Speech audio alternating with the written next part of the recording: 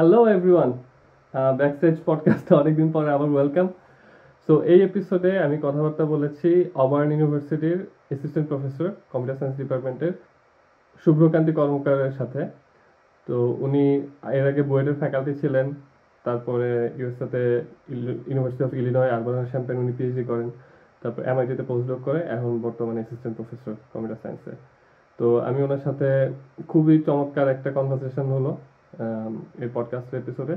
So I hope you like it, and if you like it please press like, subscribe and write comments and keep supporting the podcast. Thank you.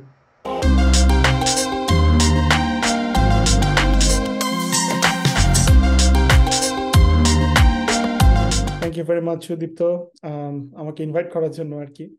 আমি প্রথমে আম, আম, একটু confuse ছিলাম যে আসলে মানে টপিকটা কি হবে, but I think I have a better idea, so doing well.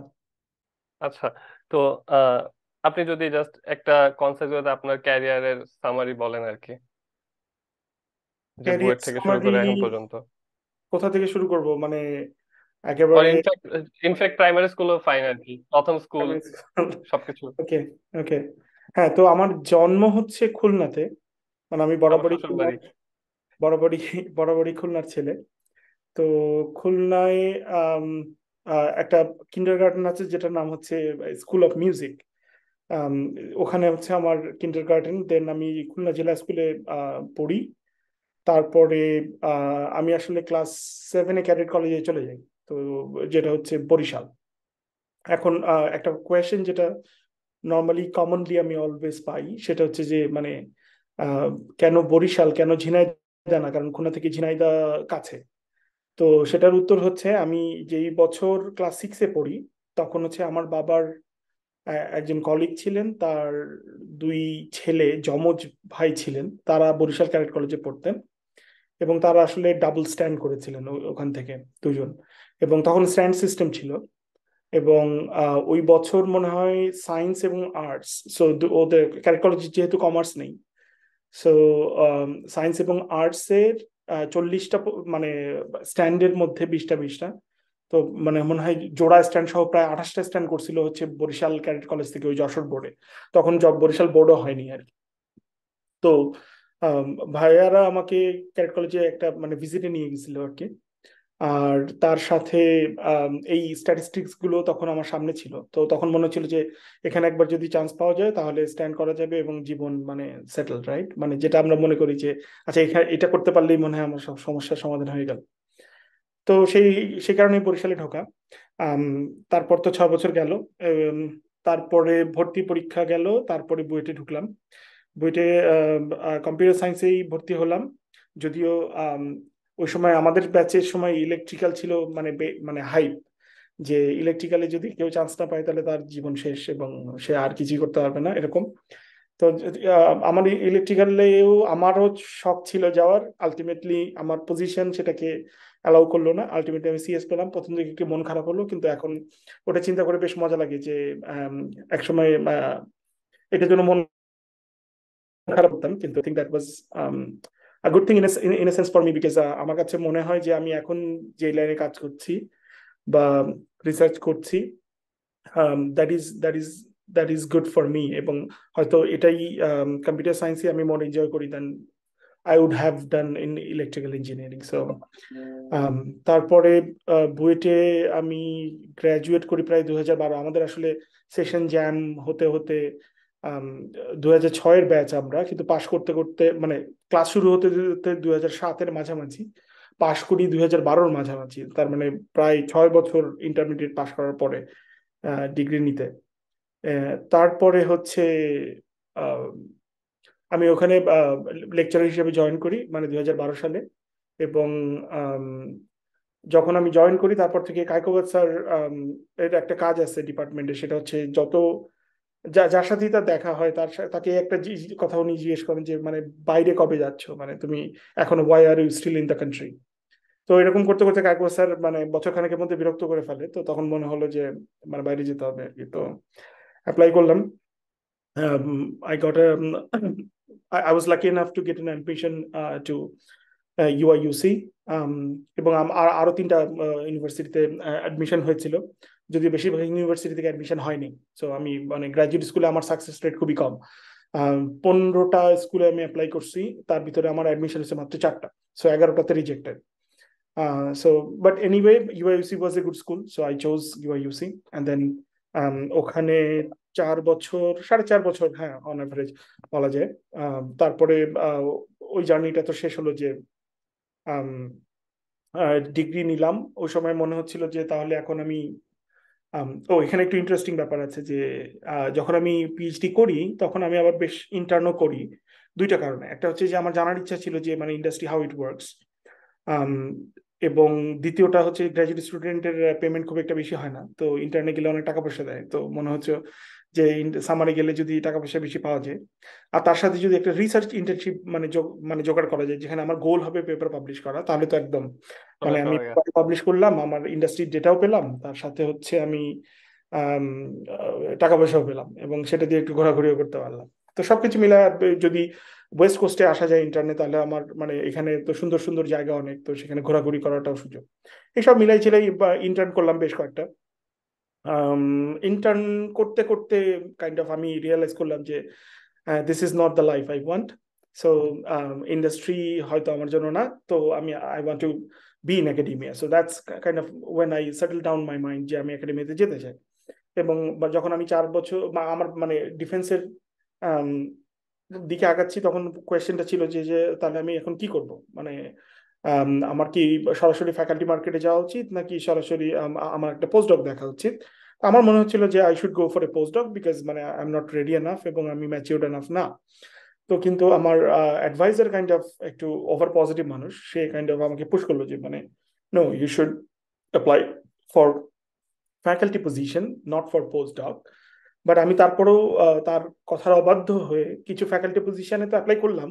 আমি মানে তার কথাটা শুনলাম, কিন্তু তার সাথে সাথে আমি কিছু পোস্ট ডক পজিশনে অ্যাপ্লাই করলাম। তো সেই কাইন্ড অফ 2টা পজিশন আমি একই সাথে ল্যান্ড করলাম, যে একটা পোস্ট ডক এবং একটা ফ্যাকাল্টি পজিশন। তো তখন ফ্যাকাল্টি পজিশনটা কাইন্ড অফ 8 মাস দেরিতে ছিল, এবং পোস্ট ডকটা ইমিডিয়েটলি জয়েন করা যেত। তো সেই কারণে আমি তখন ভাবলাম যে তাহলে পোস্ট ডকটা 8 মাস একটু বেশি ছোট হয়ে যায়, যদি অ্যাটলিস্ট 1 বছর না হয় খারাপ দেখায়। তো কাইন্ড অফ নেগোশিয়েট করা দুই দিকেই, যে আমি 1 বছর জন্য থাকবো এবং আমার ফ্যাকাল্টি জয়নিংটা কিছুদিন পেছানো। তো সব মিলিয়ে ঝিলে বছর খানিক পোস্ট ডক করলাম বস্টনে এমআইটিতে, এবং তারপরে ওখান থেকে 2020-এর জানুয়ারিতে আমরা মানে আমি অ্যাকচুয়ালি মুভ করে, আমার ওয়াইফ তখন ইলিনয়তে। তো 20-এর জানুয়ারি থেকে আমি অবার্নে আছি। সো অলরেডি প্রায় 4 বছর হবে এই সেমিস্টারটা শেষ হলে। সো টেনিয়র ট্র্যাক, অনেক নাম শুনছি যে টেনিয়র ট্র্যাকে এই হয়, অনেক মিথ এবং অনেক কিছু। তো সেটা 4 বছর যেহেতু হয়ে গেছে, এখন বলতে পারি যে মানে I have some experience first hand, যে মানে how is tenure track and how it goes. So আমি জানি না, মানে অনেক লং স্টোরি বললাম, একেবারে কিন্ডারগার্টেন থেকে শর্ট করে বললাম, সব ডিটেলস নাই, বাট মানে আই গেস মানে তোমার স্পেসিফিক কোয়েশ্চেন থাকলে আই ক্যান অ্যান্সার দ্যাট। না, ডেফিনেটলি খুবই ভালো সামারি। আমি আপনার একাডেমিক জার্নি এগুলা নিয়ে ডেফিনেটলি খুব ইন্টারেস্টেড, বাট আমি একটু পিছনে যেতে চাই। আপনাকে আমি খুব সম্ভবত ফার্স্ট মানে ইন পার্সন দেখছি 2010-এ সিলেট, যে সিএসসি কার্নিভালে। আচ্ছা, ওকে, শিওর। আমি মানে হ্যাঁ, শাহজালালে আমার যাওয়ার ব্যক্তিগত কারণ ছিল, এবং আমি শাহজালালে মাঝে মাঝে ঘুরতে যেতাম, বাট তুমি যে আমাকে দেখছো এটা জানতাম না আর কি। সো হ্যাঁ, এটা আমি নতুন। হুট করে মাথায় আসছে যে আমি চিন্তা করছিলাম যে কই জানি দেখা হয়েছে। এছাড়াও আমি আপনাকে চিনি হচ্ছে আন্ডার গ্রেডে। আপনার খুব সম্ভবত ওপেন জিএল দিয়ে একটা লিভিং রুম বানানোর একটা অ্যানিমেশন টাইপের কিছু একটা ইউটিউবে আমি দেখছিলাম অনেক অনেক আগে। আচ্ছা, হ্যাঁ হ্যাঁ হ্যাঁ, ট্রু। তো আমি আপনার আন্ডার গ্রেড লাইফটা নিয়ে একটু কিউরিয়াস, যে আপনার আন্ডার গ্রেডের পড়াশোনা প্লাস সবকিছু কেমন ছিল, যে আপনার ওই প্রজেক্টটা এতটাই এক্সাইটিং ছিল যে আপনি ওই সময় সাপোজ ইউটিউবে দিছিলেন। সো ওয়ার্ল্ড ব্যাক দেন আপনার চোখে কম্পিউটার সায়েন্স ওই সময় আর এখন জিনিসটা কেমন ট্রান্সফর্ম করছে আর কি। ওয়ার্ল্ডটা ওই সময় কেমন ছিল অ্যাজ এ স্টুডেন্ট, এখন আপনি একজন ফ্যাকাল্টি, এখন কেমন? um right, let me perceive the question, মানে কোয়েশ্চেনটা বেশ ডিপ, বাট আমি বলবো যে for me computer was all about, আমি প্রথম কম্পিউটার দেখছি হচ্ছে ক্লাস 7। সো এখনকার থেকে কমপ্লিটলি ডিফারেন্ট, রাইট? এবং কম্পিউটার একটা কম্পিউটারের দাম ছিল তখন হয়তো একটা ভালো কম্পিউটার কিনতে গেলে আই উড সে মানে 50-60 হাজার টাকা লাগতো, এবং সেটা দিয়ে যেই কম্পিউটারটা পাওয়া যেত তাতে হয়তো ভার্চুয়াল কপ 2 গেমটাও ঠিক মতো চলতো না। সো মানে কম্পিউটারের প্রসেসিং পাওয়ার, গ্রাফিক্স সবকিছুই আসলে যথেষ্ট কম ছিল, এবং মানে ফিফা 98 বা এই ধরনের গেম হয়তো একেবারে মানে পিক্সেলেটেড ভিউ মানে এরকম দেখা যেত আর কি। সো আমার জন্য কম্পিউটার ছিল বেসিক্যালি গেম খেলার একটা মানে আহ, বস্তু, এবং তার সাথে একটা ডিভিডি প্লেয়ার ছিল যেখান থেকে আমরা সিডি মানে রেন্ট করতাম এবং মানে মুভি দেখতাম। সো কম্পিউটারের দুইটা কাজ। আম, আর আমার বাবা মার কাছে ছিল কম্পিউটার একটা type machine. So that's it. Now যখন বুয়েটে আমরা ঢুকলাম, তখন ফার্স্ট সেমিস্টারে ব্যাপারটা এরকম ছিল যে বুয়েটের ল্যাবগুলো সব কম্পিউটারগুলো নীল, যেটা আমার বাসারগুলো নীল না। তো সেটা একটা ইন্টারেস্টিং পয়েন্ট ছিল যে কেন বুয়েটের কম্পিউটারগুলো নীল এবং আমাদের বাসারগুলো নীল নয়। তো পরে মানে কিছুদিন পরে তো ইমিডিয়েটলি মানে আমরা জানতে পারলাম যে ওটা আসলে টার্বো সির একটা কম্পাইলার ছিল, রাইট। যেটা ছিল নীল কালার। তো ওই নীল কালার ওপেন করে ওইটাই ওপেন করে রাখতো ল্যাবের সবগুলো স্ক্রিনে, যার কারণে ওখানে নীল দেখাতো আর কি। তো পরে আমাদের অবশ্য ভিজুয়াল স্টুডিওতে মুভ করে, তো সো সেই নীল স্ক্রিন এখন বইটা আর নাই, বা কয়েকদিনের মধ্যে আর ছিল না। বাট কম্পিউটার যদি আমি বলি যে আমার ব্যবহারের জন্য, তখনও মানে ল্যাপটপ জিনিসটা আসেনি, মানে আসেনি বলতে মানে it's not a thing that everybody has, এবং মানে মানে মোস্ট অফ দ্য পিপলের নেই, এবং বাড়িতে সবাই ডেস্কটপ, রাইট? সো কম্পিউটার দিয়ে আমরা কি কি করতে পারি। যেমন আমার একটা মজার গল্প মনে আছে যে আমার একটা ফ্রেন্ড একটা একটা অ্যাপ বানিয়েছিল প্রথমে, যে একটা ওয়ার্ড প্রসেসর বেসিক্যালি, একটা একটা সিম্পল গ্রাফিক্যালি মানে সি এর ফার্স্ট সেমিস্টারের প্রজেক্ট, রাইট? যে একটা গ্রাফিক্যাল ইউজার ইন্টারফেস থাকবে, সেখানে কপি মানে basically you can copy, control C control V, তুমি লিখতে পারবে, কাট করতে পারবে, পেস্ট করতে পারবে, এগুলা। এবং সেই প্রজেক্টটা করে মানে he was like feeling accomplish যে আমি আসলে ফার্স্ট সেমেস্টারে, উইচ ইজ রিয়েলি অ্যাপ্রিসিয়েট মানে অ্যাপ্রিসিয়েটিং, রাইট? মানে এটা অ্যাপ্রিসিয়েবল, এবং আমাদের মানে it was a challenging project for মানে first year first semester student. এবং সে কাইন্ড অফ ওটা শেষ করে খুব প্রাউডলি তার বাবা মাকে ওটা দেখাতে নিয়ে গেছে যে আমি এই সেমিস্টারে এই প্রজেক্টটা করলাম, এবং এই যে হচ্ছে আমার ইন্টারফেস, এবং এখন আমি এখানে লিখতে পাচ্ছি, এখান থেকে কপি করতে পারছি, আমি ব্যাক স্পেস চাপ দিলে মুছে যাচ্ছে, আবার এ হচ্ছে। তো বাবা মারা তাকিয়ে কিছুক্ষণ পরে দেখে বললো যে লিখলে তো লেখা হবেই, আর মুছলে তো মুছেই যাবে, মানে এখানে কম্পিউটারে তো এটা হয়, মানে তাহলে এটা নতুন করে কি হলো, রাইট? তো আম, এই জিনিসগুলো আম, অনেকটাই ইন্টারেস্টিং। কম্পিউটার কি জিনিস ফার্স্ট সেমিস্টারে আমাদের কাছে কম্পিউটার ছিল, আমি বলবো যে মানে যখন প্রোগ্রামিং শুরু করি অ্যাকচুয়ালি সি প্রোগ্রামিং, তখন ছিল এটা একটা আতঙ্ক ইন টার্মস অফ পয়েন্টার, কারণ হচ্ছে পয়েন্টারে যদি আমরা কোনোভাবে একটা নাল পয়েন্টার কোনোভাবে ভুল করে অ্যাসাইন হয়ে যায়, দেন নাল পয়েন্টার এক্সেপশন খাওয়া মানে হচ্ছে সি প্রোগ্রাম কমপ্লিটলি ক্র্যাশ, মানে মানে there is no way to get out of it. এবং Python was not a thing at that time, right. Right? So Java was like a cool thing in the market, যেটা মানে আমরা বলতাম যে senior টিচাররা Java পারে না, that is so কুল। এবং এটা মানে জাভা শুধুমাত্র মানে আমাদের জুনিয়র টিচাররা, আমাদের 0001 ব্যাচের যারা স্যার ছিলেন, তারা হচ্ছে মানে জাভা পারতেন, এবং সেটা 2-1 পড়ানো হতো, সেটা দ্যাট ওয়াজ দ্য মানে thing. Python was something that came probably around like third ইয়ারের শেষের দিকে, তখন আমি ওটার নাম শোনা শুরু করি যে আচ্ছা পাইথন নামে একটা জিনিস আছে, মানে that is the coolest thing. মানে মানে Java is now old school, এবং মানে সিতে তো এখন কেউ কোড লেখে না, মানে যদিও এগুলো খুবই লেম লজিক, মানে ইন দ্য সেন্স যে মানে প্রত্যেকটারই মানে গোল ডিফারেন্ট, রাইট? মানে প্রত্যেকটা হুম। ল্যাঙ্গুয়েজ। বাট মানে ওই সময় ব্যাপারটা ছিল যে যে মানে in order to be cool you have to like use Python, যে আমি পাইথনে কোড করি, that is a cool thing.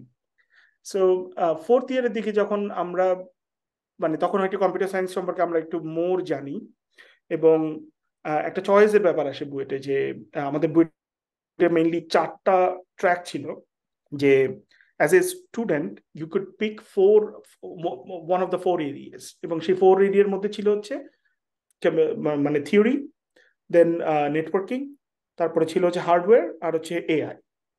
এখন এই 4টাতে মানে 2টা করে ইলেকটিভ, সো মানে কাইন্ড অফ 8টা সাবজেক্ট, তো 8জন টিচার লাগতো পড়াতে। তো মাঝখানে মাঝখানে বলতে ওয়েল বুয়েটে সিএসএ অলওয়েজই মানে টিচার সংকট, মানে যতগুলো কোর্স পড়ানো হয় ততগুলো টিচার পাওয়া যায় না, বা অলরেডি টিচাররা ওভারলোডেড, এক একজনের লোড থাকে। যখন আমি লেকচারার হই তখন এটা রিয়েলাইজ করি যে এক একজন 21 ঘন্টা 24 ঘন্টা করে লোড নেয় আর কি, মানে ক্লাসে, মানে হুইচ ইজ ক্রেজি। বাট তখন এরকম ডিসিশন হলো যে যেহেতু আমাদের এনাফ টিচার নেই, সো শুধুমাত্র দুইটা অপশন হায়ার করা হবে elective. One is hardware, the other one is theory. তো সেইটার পরে বাই দ্যাট টাইম আমি কাইন্ড অফ মানে এই এক্সিস্টিং ট্রেন্ডের সাথে একটু মানে কিছু কিওয়ার্ড, কিছু বাজওয়ার্ড এগুলোর সাথে পরিচিত। তো তখন কাছে kind of AI, data mining, এই জিনিসগুলোর একটা মানে নাম শোনা, মেশিন লার্নিং, খুব যে বুঝতাম তা না, বা বুঝি তাও না, কিন্তু জিনিসটা খুব ইন্টারেস্টিং লাগতো যে আমি মানে একটা মেশিন, তাকে আমি কাইন্ড অফ ইন্টেলিজেন্টলি বিহেভ করাবো, রাইট? মানে আইডিয়াটা ওয়াজ ইন্টারেস্টিং। এবং মানে বড় ভাইরা এরকম বলতো যে এআই তে এখন ফান্ডিং বাড়ছে, মানে এআই ইজ দ্য ফিউচার। আমি কথা এটা বলছি মোটামুটি কোন সালের দশ ঘটনা? এগারো সরি 2010-11 দিকে? 2010-এর কথা বলছি, রাইট? ওকে। মানে কাইন্ড অফ আমি থার্ড ইয়ারে তখন, ফোর্থ ইয়ারে কি করব এরকম, মানে সিনিয়রদের সাথে যারা মানে ফ্যাকাল্টি হচ্ছে বা অলরেডি তারা বাইরে পিএইচডি তে গেছে, তারা এসে বলছে। তো এই ধরনের একটা টাইম যখন মানে deep learning was not a thing even at that moment. এবং ইন্টারেস্টিং পার্ট হচ্ছে আমি যখন থিসিস করতে যাই, আমার অ্যাডভাইজার যে উনি, he was an expert in neural network, তার পিএইচডি হচ্ছে নিউরাল নেটওয়ার্ক। এবং তার আন্ডারে আমরা যখন কাজে যাই, স্যার বললেন যে মানে লেটস নট ডু দিস, মানে ইটস নট সো মানে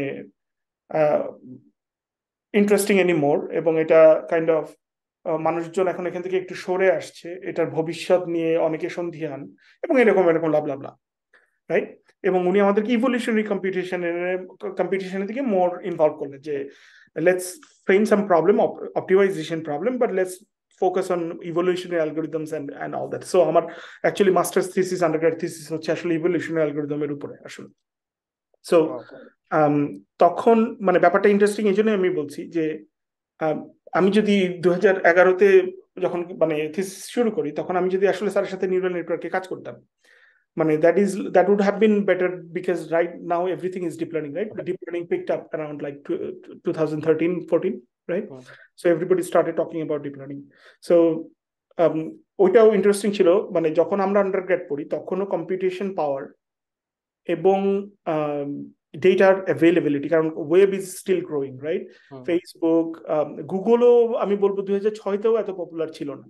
মানে আমার মনে আছে যে আমরা যখন ঢুকি, ইয়াহু ইমেল থিং, এবং Yahoo Messenger was the thing, যে মানে কুল লোকজন হচ্ছে ইয়াহু মেসেঞ্জার অ্যাকাউন্ট থাকতো। এবং আমার যে নাম, সেই নামটাতে কাইন্ড অফ এ দিয়ে লিখি আমি, রাইট? মানে শুভ্রটাকে শুভ্রা মনে হতে পারে। এবং তখন তো ছবি টবি এত আপলোড থাকতো না। তো তখন আমার প্রথম দিকে বুয়েটের আমার নিজের অনেক ফ্রেন্ডরা আমার সাথে প্রচুর চ্যাট করতো, যে মানে hi, how are you, how is life, এই ধরনের। পরে তারা যখন জানতে পারে যে এটা একটা মানে ছেলে ছেলে মানুষ, যে মানে এরকম দেখতে, মানে এরকম শরীর টরীর, তারা খুবই হতাশ হয়েছে আর কি। তো that is one funny part, যে ইয়াহু মেসেঞ্জার, তারপর বিডি চ্যাট, মির্ক ওয়াজ থিং, লাইক মানে লোকজন চ্যাট করতো আর কি, ফোনে টোনে এরকম। তো যেটা বলছিলাম যে মানে 2014, ও আচ্ছা, মানে লাস্টের ইয়ারের দিকে আসছিলাম আন্ডারগ্রেডে, যে যখন মানে ডেটার অ্যাভেলেবল, মানে আচ্ছা হ্যাঁ, আমি যেটা বলছিলাম সে এখন মনে পড়ছে, সেটা হচ্ছে যে মানে আমরা যেই সময় আন্ডারগ্রেড করি, এআই রিভলিউশন তখনও আসেনি, বিকজ অফ অ্যাভেলেবিলিটি, মানে স্কারসিটি অফ ডেটা, এবং at the same time computing পাওয়ারও অতটা না, মানে GPU was not a thing at that moment. মানে আমাদের যত থিসিস বা সবকিছু আমরা করছি হচ্ছে সিপিইউ, হ্যাঁ। তো এবং যখন আমরা জাস্ট মানে পাশ করলাম 2012-তে, এবং we started coming to our PhD, আমাদের ব্যাচের স্টুডেন্ট গুলো যখন আসা শুরু করে, that was the time when deep learning really picked up. এখন যে যেমন মানে ইটস এক্সট্রিমলি কম্পিটিটিভ, কেউ যদি আসলে কোর মেশিন লার্নিং এ পিএইচডি করতে চায়, একটা ভালো স্কুলে ঢোকা ইজ ভেরি ডিফিকাল্ট। তখন হয়তো মানে I got lucky in the sense যে at least applied machine, I'm not a core machine learning researcher, but still if you want to do applied, well, it's more from data mining perspective, maybe it's more theoretical. From like machine learning researchers, it's a little applied, right? Still, that is মানে ওই সময় হয়তো আর একটু easier ছিল। But machine learning এর দুনিয়া বা AI এর দুনিয়া এখন kind of its very crazy, it's a different race. But আমার তোমার কোয়েশ্চেনটা ছিল আমার আন্ডারগ্রেড লাইফ নিয়ে। সো আমি বলবো যে যদি সামারি করি, সামারিটা হচ্ছে when I started it was like বুয়েটের কম্পিউটার দেখতে লাল কেন, সরি নীল কেন, এবং দেয়ার ওয়াজ নো ল্যাপটপ। 2010-এর দিকে আই গট 10-11 প্রথম দিকে আই গট এ ল্যাপটপ। তার মানে হচ্ছে বাকি টাইমটা আমার পড়াশোনা করতে হলে, বাড়িতে আসতে হলে ওই কম্পিউটারটা নিয়ে বাড়িতে আসতে হতো, সিপিইউ মনিটর, এবং পরে সিপিইউ মনিটর নিয়ে আবার আমার মানে বুয়েটের হলে যেতে হতো যে to do programming and assignments and everything. So that was the life. But still life was fun, কারণ আমরা তখনও বুয়েটের ল্যান্ড করতাম, ল্যান্ড করে ফিফা খেলতাম, ল্যান্ডে মুভি শেয়ার করতাম। হ্যাঁ হ্যাঁ, সো হ্যাঁ, it was well, perhaps like whole life was the best life of best part of my life if I try to summarize like every step from my kindergarten, Jela School, Cadet College, Buet, and then my PhD, and right now Buet undergrad life was probably the best one. আচ্ছা, আপনি যেহেতু ব্যাচে টপের দিকে ছিলেন, faculty হিসেবে join করছিলেন বুয়েটে, একটা কমন অ্যাজাম্পশন যে আপনি গিক ও নার্ড এই টাইপের।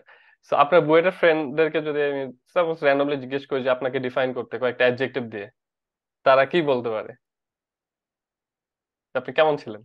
এই কোয়েশ্চেনটা তো আসলে তাদের জন্য, রাইট? মানে আমি কেমন ছিলাম প্রশ্নটা তাদের জন্য।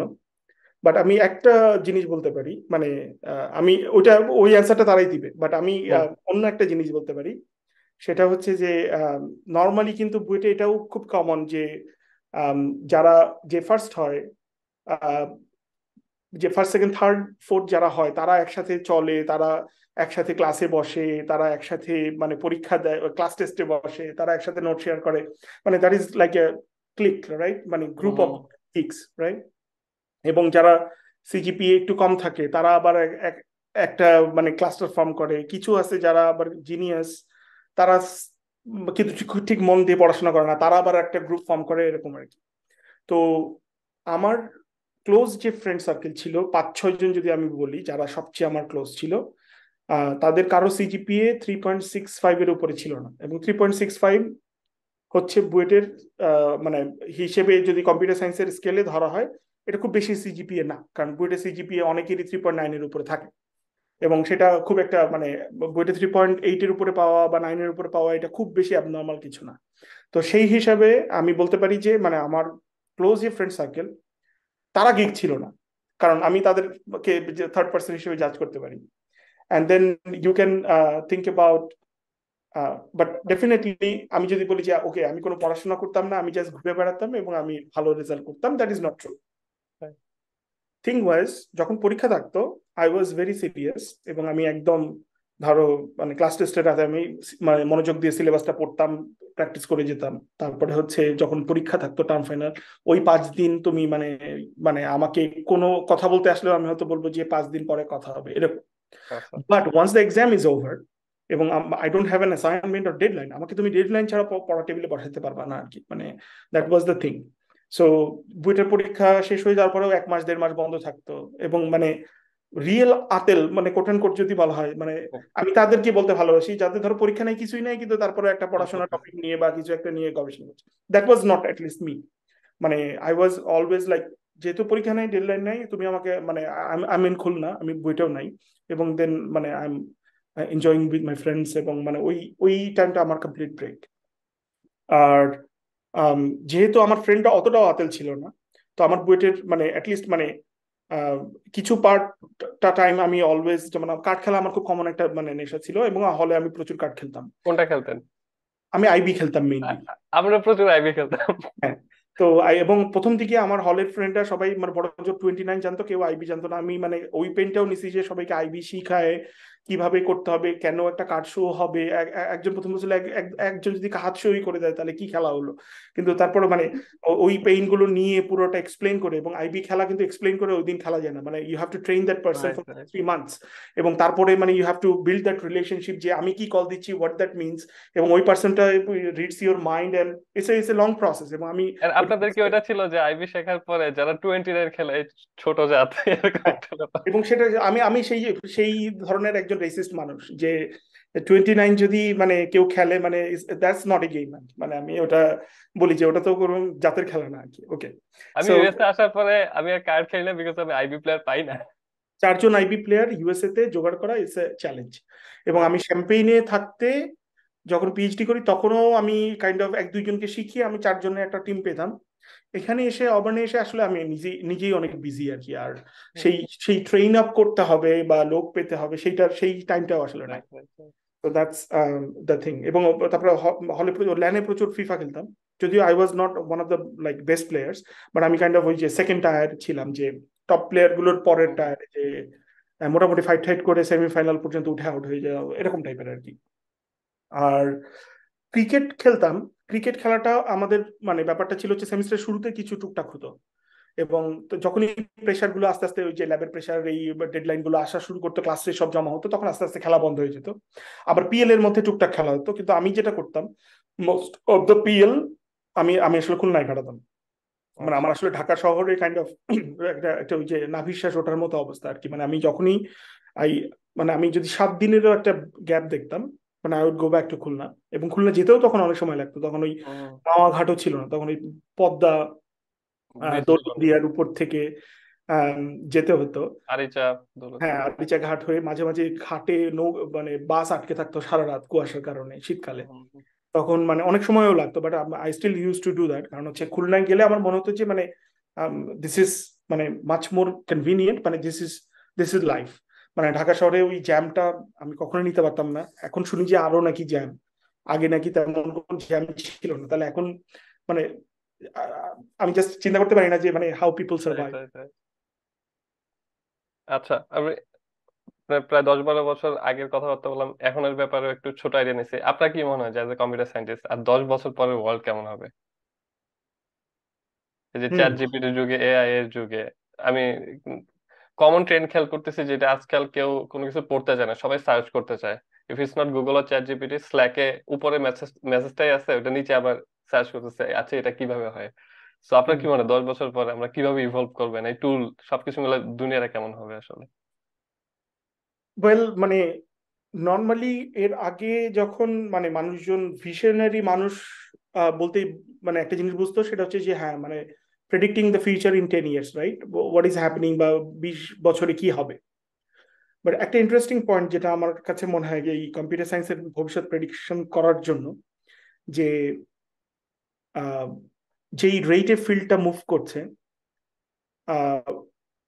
আমি এখন একটা কিছু পেপার লিখি যেখানে কাইন্ড অফ আমি বার্ড বার্ডও না মানে আরো পরে আমি যদি বলি সেন্টেন্স বার্ড, এগুলো যদিও মানে খুব টেকনিক্যাল টার্ম বলছি, বাট হয়তো তুমি বুঝবে যে মানে ইউনিভার্সাল সেন্টেন্স এনকোডার, এই ধরনের এনকোডিং টেকনিক গুলোকে আমরা এখন বলি classic sentence encoder, which is not even 5 years old, right. মানে পয়েন্টটা হচ্ছে যে মানে কম্পিউটার সায়েন্স স্পিডটা এমন যে আমরা হয়তো 2-3 বছর পুরনো একটা জিনিসকে এখন ক্লাসিক নাম দিয়ে ফেলছি, যেখানে আগে ক্লাসিক বলতে বোঝাতো যে 100 বছর পুরনো একটা জিনিস, Right. রাইট। তার মানে আমাদের ক্লাসিকের definition we have moved from like 100 years to 3 years। তো সেই রেটে কাইন্ড অফ আমি যখন অবানে জয়েন করি 2020-এ, তখন আমি যে রিসার্চ প্রবলেমগুলোকে ইন্টারেস্টিং এবং চ্যালেঞ্জিং হিসেবে আম, ধরে কাজ করা শুরু করি, এবং মানে we made a lot of progress and all that, after ChatGPT a lot of problem became like okay that is trivial. এবং কিছু প্রপোজাল ছিল আমরা লিখছিলাম, যেটা চ্যাট জিপিটি আসার কয়েক মাস আগে রিভিউ হয়েছে।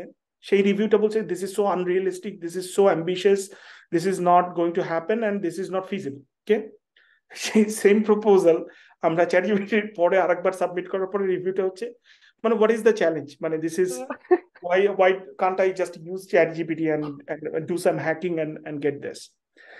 তার মানে হচ্ছে as a researcher the whole at least the NLP community, because of large language models. In general, the whole AI community, large language model এমন একটা জায়গাতে আমাদেরকে নিয়ে আসছে যেখানে ইটস লাইক ইনভেন্টিং ক্যালকুলেটর।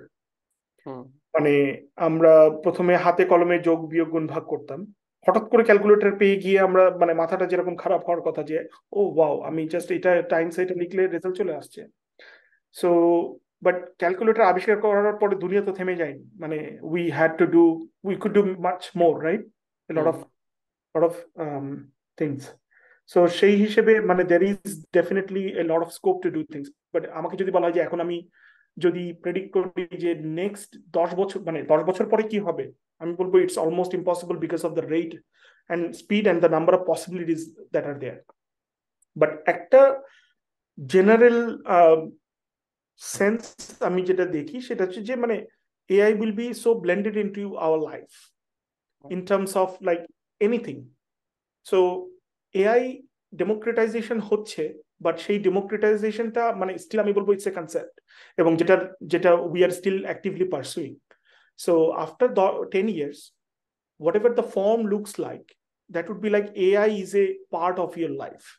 মানে it's like everybody every day is kind of using AI. এবং মানে কাইন্ড অফ নেটফ্লিক্সে যেই ধরনের আমরা ব্ল্যাক মিরর বা এই ধরনের যে সিরিজগুলো আমরা দেখি, মানে ওয়ার্ল্ড 10 বছরে ওখানে না গেলেও মানে হয়তো আরো একটু সময় লাগবে, but we are going to, আমরা এমন একটা দিকে আগাচ্ছি যেখানে রিয়েলিটি এবং ভার্চুয়াল জগৎ মানে সেপারেট করাটা একটা পর্যায়ে গিয়ে হয়তো it will be really difficult.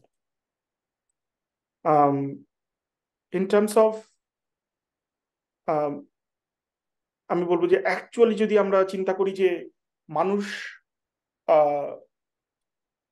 দুটো জিনিস, একটা রাইট মানে কম্পিউটার সায়েন্স বা আমরা যদি এআই এর কথা বলি যে মানুষের জীবনে এই জিনিসটার ইফেক্ট কি হবে এবং রিসার্চাররা কি করবে। মানুষের কেসে আমার যেটা মনে হয় যে things will B A lot more intuitive to use, মানে ইন দ্য সেন্স যে মানে আমাকে কোনো একটা পার্টিকুলার ডিভাইসে একটা বাটন প্রেস করতে হবে, বা এই এই যে আমাদের ইন্টারাকশন ফরম্যাট গুলা, সেই ফরম্যাট গুলো উড বি মানে আরো আরো অনেক লুসিড হবে, মানে খুবই মানে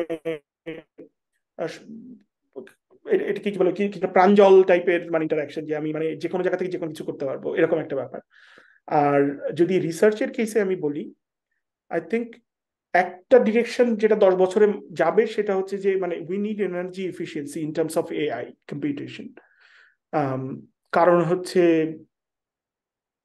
মানে আমরা তো as a human we are going to explore space, এবং আমরা স্পেসে মানে যখন আমরা পৃথিবীতে মানে দের উইল বি মানে resource will die out over time, right? মানে পৃথিবীর রিসোর্স কমতেই থাকবে। সো অ্যাজ হিউম্যানস মানে in order to survive you have to navigate the space, এবং সেখানে to deploy all this AI techniques you have to be very energy efficient. So are the second thing হয়তো মানে আরেকটা যেটা দিকে যাবে সেটা হচ্ছে যে রিয়েলিটির সাথে মানে কতটুকু আমরা কানেক্ট করতে পারবো এআই কে।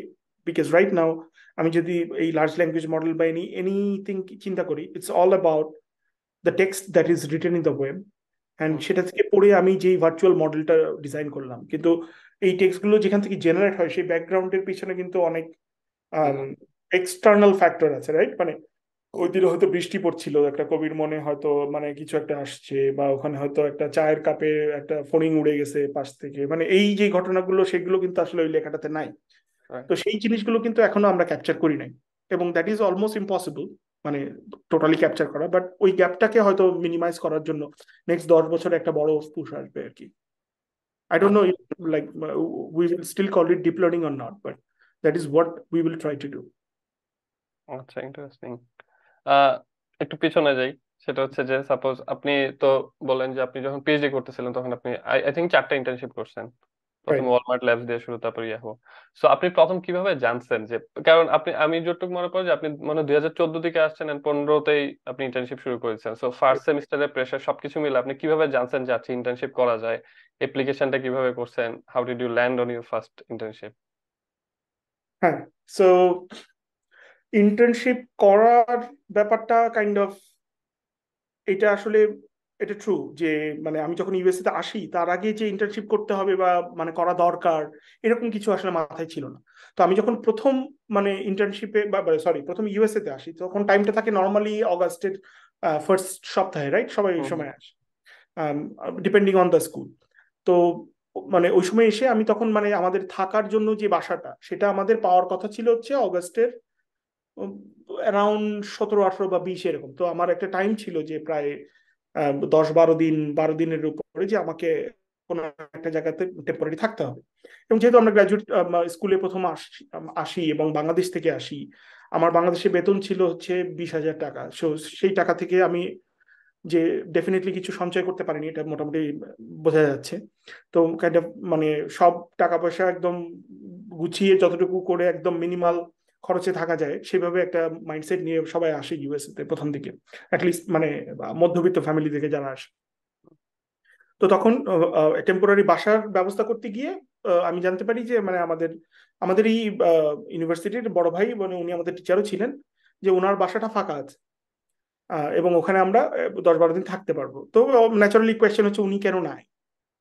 তো সেটার উত্তর ছিল হচ্ছে যে উনি আসলে ইন্টার্নশিপে আছে আচ্ছা এবং উনি সামারে ইন্টার্নে গেছে। এবং ইন্টার্নশিপ ব্যাপারটা এখানে এইভাবে কাজ করে যে সামারে অনেক সময় চাইলে প্রফেসরের সাথেও কাজ করে, আর না হলে সামারে ইন্টার্নও করা যায় যদি মানে গিভেন দ্যাট প্রফেসর মানে রাজি থাকে এবং মানে সবকিছু মানে মিউচুয়ালি মানে এগ্রিড থাকে। এবং সেখানে গেলে পয়সা পাওয়া যায় এবং সেখানে অনেক সময় গিয়ে রিসার্চ পেপারও বের করা যায় ইন্ডাস্ট্রির সাথে কোলাবোরেট করে। এই যে ব্যাপারগুলো আসলো সেটা, তো পুরো আইডিয়াটা শুনে ইন্টারেস্টিং মনে হলো। এবং একটা বড় ব্যাপার ছিল যে আমি যখন ইউএসএ তে আসি মানে I have bin a people person মানে অল মাই লাইফ। এবং যেটা হ্যাজ ড্রাস্টিক্যালি চেঞ্জড আফটার মানে অ্যাজ মাই ইয়ার্স মানে মুভ অন ইন ইউএস, যেখানে বিকজ এখানে কালচারটা একটু ডিফারেন্ট। বাট আমি যদি আমার বেড়ে ওঠা বলি, ছোটবেলা থেকেই আই ওয়াজ কাইন্ড অফ মানে স্কুলেও সবচেয়ে দুষ্ট ছেলেটার মধ্যে আমি ছিলাম।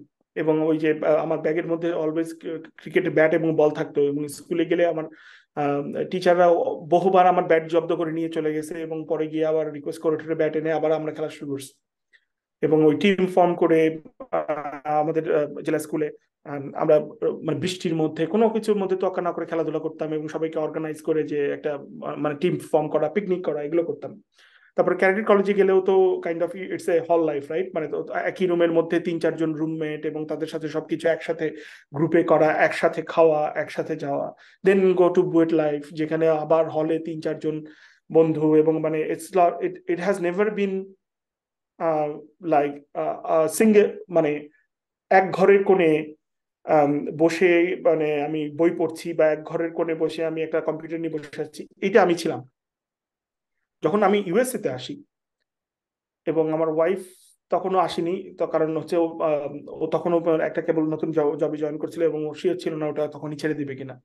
তো তখন আমি ইউএসএ তে আসার পরে what happened was I had one room, I had one phone and I have had a laptop, right? And then মানে ইউএস এর ব্যাপারটা হচ্ছে যে ইউ নেভার নো তোমার নেইবার কে।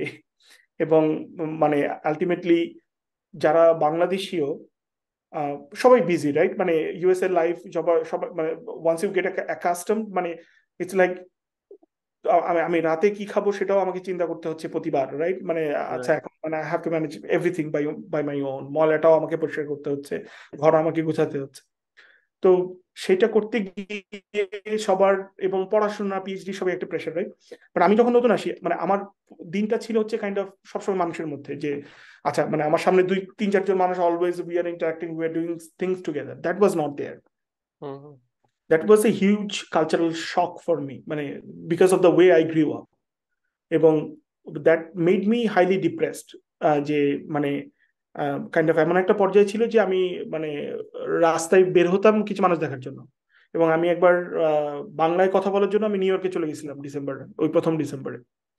যে শুনছি ওখানে জ্যাকসন হাইটসে মানে প্রচুর বাঙালি, বাংলাদেশে ওখানে বাঙালি খাবার দাবার এবং বাংলায় কথা বলা যাবে, মানে জাস্ট বাঙালি দের দেখার জন্য এরকম চলে গেছে। তো মানে এই পয়েন্টটা বলার উদ্দেশ্যটা হচ্ছে যে মানে the point when I was depressed because of this kind of মানে কালচারাল ট্রান্সফরমেশন। সো তখন আমার কাছে মনে হতো যে মানে I have to keep my self busy, মানে আমি কি করব। কারণ হচ্ছে মানে আমি কাজে যেতেই পারি, এবং আমার নর্মালি সারা জীবন আমার কাজ করার একটা অভ্যাস হচ্ছে 5 ঘন্টা। সো দিনে 5 ঘন্টা চলে গেলে আমার মাথার কাজ করে না। সো দেন মানে I need to find something যেটা আমার জন্য আমার আমার অবসরে কাটানোর জন্য হেল্প করবে। তো সেখানে কিছু অপশন ছিল হচ্ছে যেগুলো মোর এক্সপেন্সিভ, যেমন একটা PS4 কেনা। তখন আমি নতুন স্টুডেন্ট, তখন এত টাকা নাই, বা তখন ওগুলো আমি ডলার ওই 80 টাকা দিয়ে গুণ করতে করতে তখন আবার ওই জিনিসগুলোকে অপশন মনে করতাম না। বা হ্যাঁ মানে টিভি দেখাটা মানে I was never a Netflix series person or something, মানে এগুলো ছিল হচ্ছে মানে I was more like okay let's call my friends, let's go out, let's hang out, let's it out, মানে দেন একসাথে মানে কিছু একটা খেলি, মানে আই ওয়াজ লাইক দ্যাট, তাস খেলি এগুলো। সো ভার্চুয়াল জগৎটা আমার কাছে ছিল মানে অনেক বেশি কৃত্রিম, যেটা এখন অনেক চেঞ্জ হয়েছে ওভার টাইম। বাট মানে I now appreciate virtual life A lot, but that's just a transformation I have went through. তো ওই সময় তখন আমার কাছে মনে হচ্ছিল যে আচ্ছা ঠিক আছে, তাহলে মানে let's try to make try to make life more dynamic by trying more opportunities. For example মানে আমি যদি এখন ইন্টার্নশিপ খোঁজা শুরু করি, that is a process, right? মানে আমাকে অ্যাপ্লাই করতে হবে, আমাকে খুঁজতে হবে, আমাকে ইন্টারভিউ দিতে হবে, মানে আমি কিছুটা অকুপাইড থাকবো, মানে আমার that is something still tiring process, but still that is something মানে that will keep me occupied. এবং আমি হয়তো সামারে অন্য একটা জায়গাতে যেতে পারবো, সেই কমিউনিটিতে গিয়ে আমি হয়তো মানে নতুন কিছু ট্রাই করতে পারবো। That was my thing. অনেক কিছু ট্রাই করি, কয়েকটা ইন্টারভিউতে ল্যান্ডও করি, এবং তারপরে একটা কোম্পানি থেকে ভার্বাল অফারও দেয়, এবং সেই অফারটা কাইন্ড অফ একেবারে শেষ মোমেন্টে গিয়ে ওরা বলে যে we have to move on with another candidate and all that. তো তখন একটু হার্ট ব্রোকেন, এবং তখন মনে হয় আর 2-3 মাস বাকি সামার আসতে, যে অলমোস্ট মানে সার্চ টাইম শেষ, এবং ইন্টার্নশিপ আদৌ পাবো বলে মনে হচ্ছে না। তো তখন আমি আমার অ্যাডভাইজারকে বলি যে মানে আমি স্টিল ইন্টারেস্টেড, ইন্টার্নশিপে যাওয়ার জন্য ইন্টারেস্টেড, তো তোমার যদি কোনো কানেকশন থাকে তুমি একটু জানাও।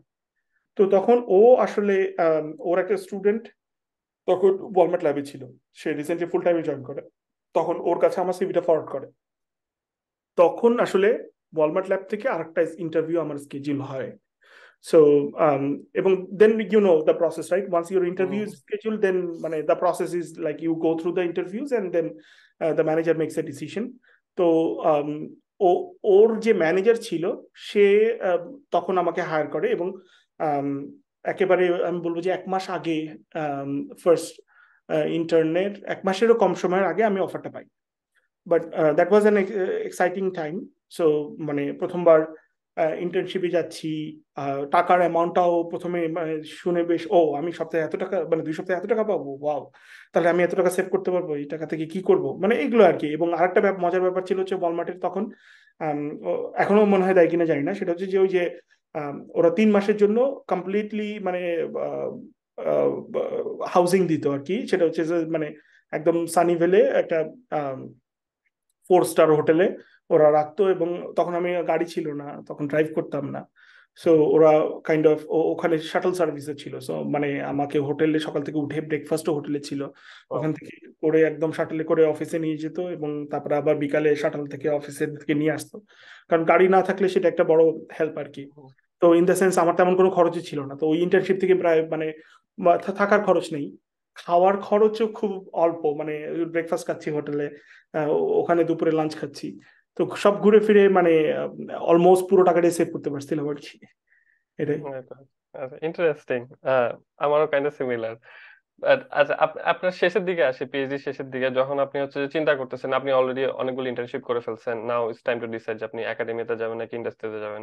সো আমাকে অনেকে কোশ্চেন করে যে ভাই আপনি একাডেমিতে কেন গেলেন না, ইন্ডাস্ট্রিতে কেন? সো আমি এভাবে বলি যে এট সাম পয়েন্ট আই ফেল যে academy is not for me, এই ব্লা ব্লা কারণ।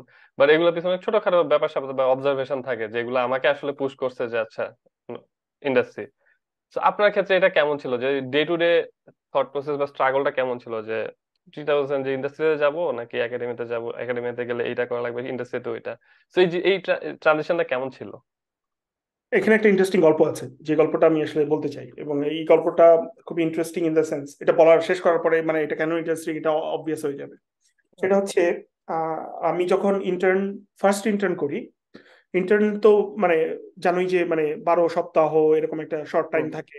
সব এক্সপেরিমেন্ট শেষ করা যায় না, বা কোনো রকম এক্সপেরিমেন্টে শেষ করে পেপারটা লেখার সময় পাওয়া যায় না, ব্যাকে ফিরে এসে ওই এক্সপেরিমেন্টের রেজাল্ট গুলো ট্যাবলেট থাকে, ওইটা দিয়ে একটা স্টোরি লিখে পেপার বানাতে হয়। তো আমি এরকম ইন্টার্ন শেষ করলাম, ম্যানেজার বললো very good job, go back এবং we will keep in touch, এবং মানে আমরা পেপার লিখে এরকম ডেডলাইন আছে আমরা সাবমিট করবো। Very good. আসলাম, আসার পরে একটা ইমেল দিলাম, রিপ্লাই দেয় না। তারপরে 2-3 সপ্তাহ পরে আবার ইমেল দিলাম যে মানে আমি তো ব্যাক করছি, এখানে আমি সেটেল ডাউন, আমি I want to wrap up this paper and I want to publish this. ইমেলটা হঠাৎ করে বাউন্স করার পরে তখন আমি I I figured out like, মানে তখন একটু টুকটাক সার্চ করে লিঙ্কডইন সার্চ করে যে he is no longer with Walmart, so he has left. তো তখন আমি আমার যে প্রফেসরের যে স্টুডেন্ট ওখানে মানে ফুল টাইমার ছিল তার কাছে জিজ্ঞেস করলাম যে মানে হোয়াট হ্যাপেন্ড। তখন বললো যে মানে he has been kicked out. তো তখন আমি বললাম যে তাহলে এখন পেপার কি হবে। তো বললো যে মানে উই একটু সময় নিতে হবে, যে নতুন যে ম্যানেজার আসবে সেই ম্যানেজার এই পেপারের কন্টেন্ট অ্যাপ্রুভ করবে কিনা, মানে we have to talk to him. এবং পুরনো ম্যানেজার যেহেতু এই প্রজেক্টটাকে কাইন্ড অফ স্টার্ট করছে, রাইট, মানে he hired me and kind of he pay his team actually started this. So এখন এই ইন্টেলেকচুয়াল কন্ট্রিবিউশন কি হবে, সো সেইখানে সে আদৌ থাকবে কিনা, বা ইন্টেলেকচুয়াল কন্ট্রিবিউশন আসলে তার কতটুকু আছে, মানে সে কি he was more like a manager or like a actual মানে রিসার্চ কন্ট্রিবিউটর, রাইট, মানে এই কোয়েশ্চেন গুলো তখন চলে আসে।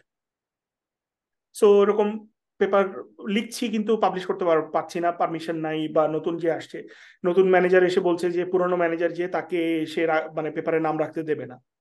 এখন এই ইস্যুগুলো এরকম আগাচ্ছে এবং মানে it was not solving, but at one point গিয়ে ওরা কাইন্ড অফ এরকম ডিসিশনে আসে যে সেটাও প্রায় 1.5 বছর লেগে যায়, যে এই পেপারটা ওরা ওই পুরনো ম্যানেজারকে বাদ দিয়েই ওরা সাবমিট করবে, এবং মানে দ্যাট ইজ মানে এখানে যদি কোনো ইন্টেলেকচুয়াল প্রপার্টির কোনো ডিসপিউট হয়, that is something Walmart will handle, because this is মানে Walmart will claim the intellectual property. এবং সেই পেপারটা পাবলিশ হয়েছে 2017 সালে, মানে ওয়ান অফ দ্য মানে প্রথম আমার পেপারগুলোর মধ্যে একটা। তো that was like a thing for me, যে আচ্ছা মানে ম্যানেজার আমাকে দিয়ে কাজটা করালো, তার একটা প্ল্যান ছিল, বাট সাডেনলি ইজ গন। মানে আমার কাছে একটু অড লাগলো, যে ভাবলাম যে ঠিক আছে, ইটস ফাইন। তো সেকেন্ড বার আমার মনে হলো যে তাহলে আমি এবার আরো একটু মানে রিসার্চ ফোকাস টিমে যাব, যারা মানে মানে পাবলিশ করাটাই হচ্ছে যাদের ধ্যান জ্ঞান। ওয়ালমার্ট ল্যাবসে ছিল যে মানে প্রোডাক্টে ইম্প্যাক্ট করাটা মোর জরুরি, রিসার্চে পাবলিশ করতে পারলে ইজ ভেরি গুড, মানে still that was a lab, right. But then second ইয়ারে আমরা গেলাম হচ্ছে ইয়াহু, আমি গেলাম হচ্ছে ইয়াহু রিসার্চ। এবং ওখানে মেইন কথাই ছিল হচ্ছে প্রথম দিন থেকে মানে ইউ হ্যাভ টু পাবলিশ, মানে এই এই সেমিস্টারের মধ্যে we have to submit and then মানে we just have to resubmit until we get publish, that is the thing.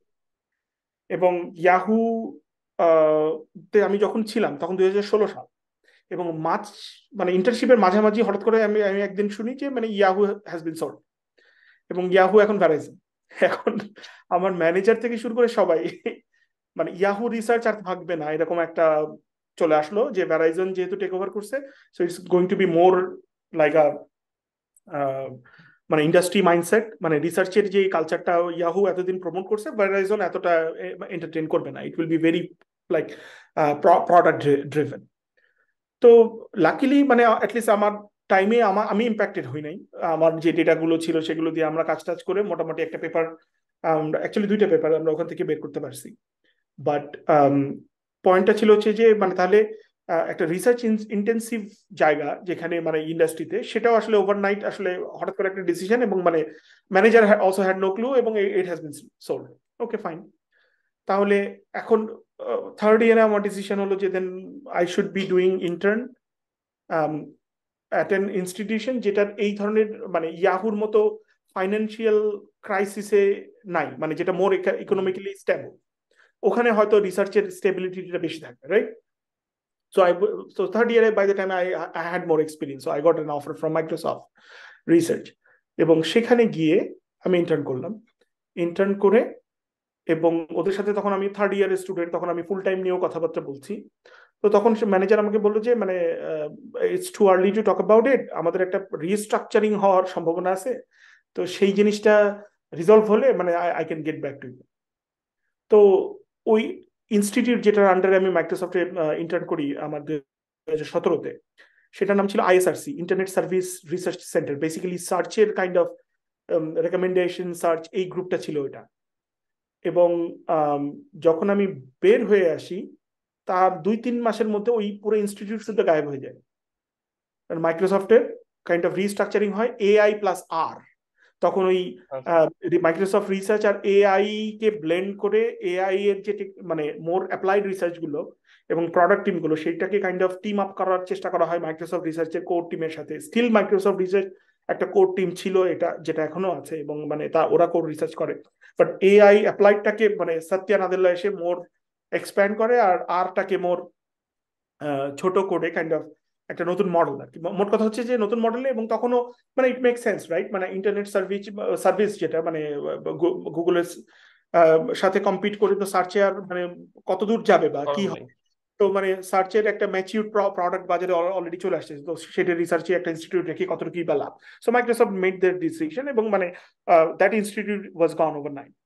So okay fine, এবার হচ্ছে 4th ইয়ারে then I thought, okay, I mean, let's try Microsoft one more time. Still, they seem to be like financially stable, right?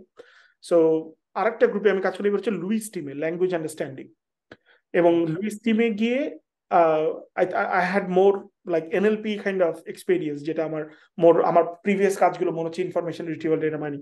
So এখানে গিয়ে আমরা ওই কটানার data নিয়ে কিভাবে attendance গুলো বোঝা যায়, কি চাচ্ছে ইউজাররা, এইগুলোর মডেলিং। এবং তখন স্টিল 2018 সামার শুরু, মানে বার্ড ওয়াজ অলরেডি হ্যাজ মানে বার্ড হ্যাজ কাম আউট, কিন্তু এখনো এমন না যে সবাই কিছু বার্ড ইউজ করে। মানে বার্ড ওয়াজ সামথিং যে মানে স্টিল মানে নট ডেমোক্রেটাইজ ইয়েট। Right. তো তখন মানে বেসিক LSTM মডেল, তারপরে CRF, এগুলো ইউজ করে এনটিটি বা এক্সট্রাকশন এগুলো করে ঠরে আসলাম। এবং তখন মানে পয়েন্টটা ছিল, প্রথমে বলা হচ্ছিল যে we will write the paper and মানে এটার উপর বেস করে যা হবে মানে মাইক্রোসফট ঝামেলা করবে না, যে মানে আমরা ডেটা পাবলিশ না করলেও আমরা রেজাল্ট পাবলিশ করবো এগুলো।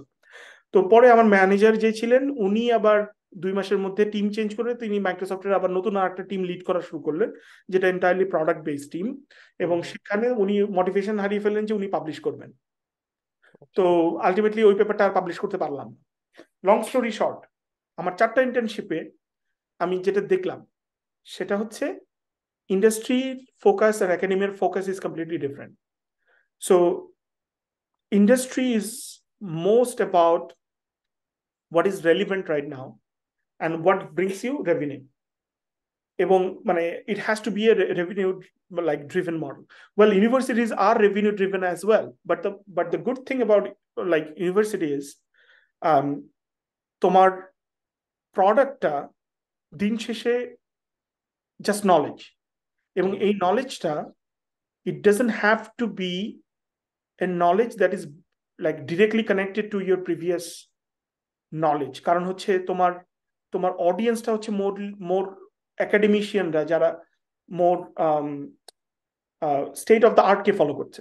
It's not about a user base যারা একটা প্রোডাক্ট নিয়ে ওইটাকে ইউজ করছে, সেটাই ওরা ইউজ করতে চায়। হঠাৎ করে আমি একটা বাটনকে এখান থেকে এখানে নিয়ে গেলে ওরা বিরক্ত হবে, রাইট? সো ওই একটা বাটনকে এখান থেকে এখানে নিয়ে যাওয়া makes a lot of like impact in industry in terms of money. It's a huge decision, right? But in academia, you can be very crazy about what you are doing today and what you are going to do tomorrow. Right. But the money model is different. It's not about that button. The money model is you have some source যে তুমি teach করলে তুমি 9 মাসের salary পাবা, right? মানে you don't have to do research for that. আচ্ছা, এরপরে রিসার্চের জন্য there are well-known funding agencies that fund your research. And the point is, you are no longer dependent on Satya Nadella, right? Mane, you are the Satya Nadella. You are the poor version of that. You are very poor version of Satya Nadella. But still, you have some money with which what you want to do, you can keep doing. Because it's your decision যে তুমি আসলে what you value এবং what you want to do. এবং হয়তো তুমি গতকালকে এটা করছিলাম, এখন এটা মনে হচ্ছে না, এখন এটা মোর ইম্পর্টেন্ট মনে হচ্ছে। You are on the drive. এবং তোমার কাছে যদি মনে হয় this is important, you can keep doing that. In industry sometimes happens, okay সকালবেলা পর্যন্ত তুমি এক্সাইটেড, বিকালবেলা thank you very much for your service. So আমি প্রবলেমটা হচ্ছে আমার যেই প্রজেক্টে আমার অ্যাক্সেস ছিল, যেই ডেটাতে আমার অ্যাক্সেস ছিল, সেটা আমার আর নাই। তার মানে ওই কাজটাকে I have to stop. I am still it's not that it's not important. The point is it's not important to that company anymore. যে কারণেই আমি ওটাতে যেটা করছিলাম, they don't think that I should be doing that, but এখানে ইম্পর্টেন্সের ডিসিশনটা I make, company doesn't, although I don't get paid much. মানে আমি হয়তো 3/1 ইনকাম করছি এখন, যেটা আমি ইন্ডাস্ট্রিতে পেতাম। So that is the trade off you have to make, you have to be in academia versus. But then একাডেমিয়াতে অন্য সুবিধাগুলো হচ্ছে যে সামারে আমি 3 মাস কাইন্ড অফ একটা ফ্লেক্সিবল সামার টাইম পেতে পারি, যদিও সেটা ফ্লেক্সিবল একদমই নয়, প্রচুর কাজ করতে হয়, প্রচুর রিসার্চ, প্রচুর প্রপোজাল। বাট দেন অন্য পার্টটা হচ্ছে ট্রাভেল। সো মানে ফ্যাকাল্টি জবে প্রচুর ট্রাভেল করতে হয়, যেটা আমি আবার পছন্দ করি। তো সবকিছু মিলে আমার কাছে ওই ডিসিশনটা আসছিল যে মানে I want to drive my agenda, I don't want to drive Satya's agenda. Or মানে গুগলের সিও নাম কি, Sundar Pichai, right? So and both are fine and both are important, because if you just do research, don't do any product, you don't deliver any impact, then like users cannot use it. So that is also, but মানে এটা হচ্ছে মানে entirely a personal choice যে what is more important to you. For me it's my agenda, যেটা আমি long টার্মে pursue করতে চাই, এবং সেটা পার্সিউ করার মোস্ট মানে রিজনেবল বা আমি বলবো যে স্ট্রেট ফরওয়ার্ড ওয়ে হচ্ছে একাডেমিয়া। ইন্ডাস্ট্রিতে it's not the right setup there. Right, completely agreed. আচ্ছা, আপনি যখন হচ্ছে যে একাডেমিয়ার দিকে অ্যাপ্রোচ করা শুরু করলেন, কোন জিনিসগুলো আপনার কাছে খুবই চ্যালেঞ্জিং মনে হলো হঠাৎ করে? মানে কোন জিনিসগুলো চ্যালেঞ্জিং ছিল? মানে in terms of my academic journey, চাকরি ম্যানেজ করা, গ্র্যান্ড প্রপোজাল, নেটওয়ার্কিং। আচ্ছা, মানে ফ্যাকাল্টি জব সার্চ হচ্ছে একটা এন্টায়ার মানে ডিফারেন্ট স্টোরি, আর হচ্ছে জব পাওয়ার পরে কি করলাম সেটা এন্টায়ার ডিফারেন্ট স্টোরি। তো জব পাওয়ার জন্য যদি আমি বলি, একাডেমিক জব সার্চ হচ্ছে one of the most depressing process in the world. Depressing এই কারণে যে মানে you just apply to a like drop box kind of thing, যে একটা বক্স আছে যেখানে চিঠি ফেলে গেলাম, ওই চিঠিটা আদৌ কোনোদিন কেউ খুললো কিনা বা কেউ পড়লো কিনা সেটা জানাটাই হচ্ছে একটা বড় চ্যালেঞ্জ। কারণ হচ্ছে মানে একাডেমিক জব সার্চ মানে most of the time you don't get a rejection, so you just keep waiting, and after a certain time you make an assumption যে okay, probably this has been over. But sometimes late মানে interview হয়, কিন্তু মানে এমনও হয়েছে যে আমি 5 বছর আগে যে ফ্যাকাল্টি জবে অ্যাপ্লাই করছি সেটার রিজেকশন এখনো পাইনি, বা they are never going to come back, right? So industry একটু মোর অর্গানাইজ আমার মনে হয়, যে অ্যাটলিস্ট একজন রিক্রুটার থাকে যে কমিউনিকেট করে, মানে যে এই প্রসেস হবে এরপরে এটা, যে সরি বা what ever it is. So এবং মানে কম্পিটিশনটা ফ্যাকাল্টি পজিশনেও একটু বেশি ডেফিনেটলি, বিকজ কারণ পজিশনগুলো খুব লিমিটেড। আর ইউএসএ একটা মানে ওভারঅল এমন একটা ট্রেন্ডের দিকে যাচ্ছে যেখানে টেনিউর ট্র্যাক পজিশনগুলো দিন দিন কমছে, proportion, right? They are moving towards more lecturers, more teaching professors, more adjunct professors and everything, right? So এই মডেলে টেনিউর ট্র্যাকের পজিশন গুলো আরো দিন দিন ছোট হচ্ছে। সো বেসিক্যালি কম্পিউটার সায়েন্সের ফ্যাকাল্টি জবে ইটস ভেরি কমন টুডে যে 50 থেকে 70 থেকে 100টা অ্যাপ্লিকেশন করা ফর জব, এবং ইট ইজ ভেরি কমন যে depending on the tier you are applying, যে এই 70-80টা অ্যাপ্লিকেশনের ভিতর থেকে হয়তো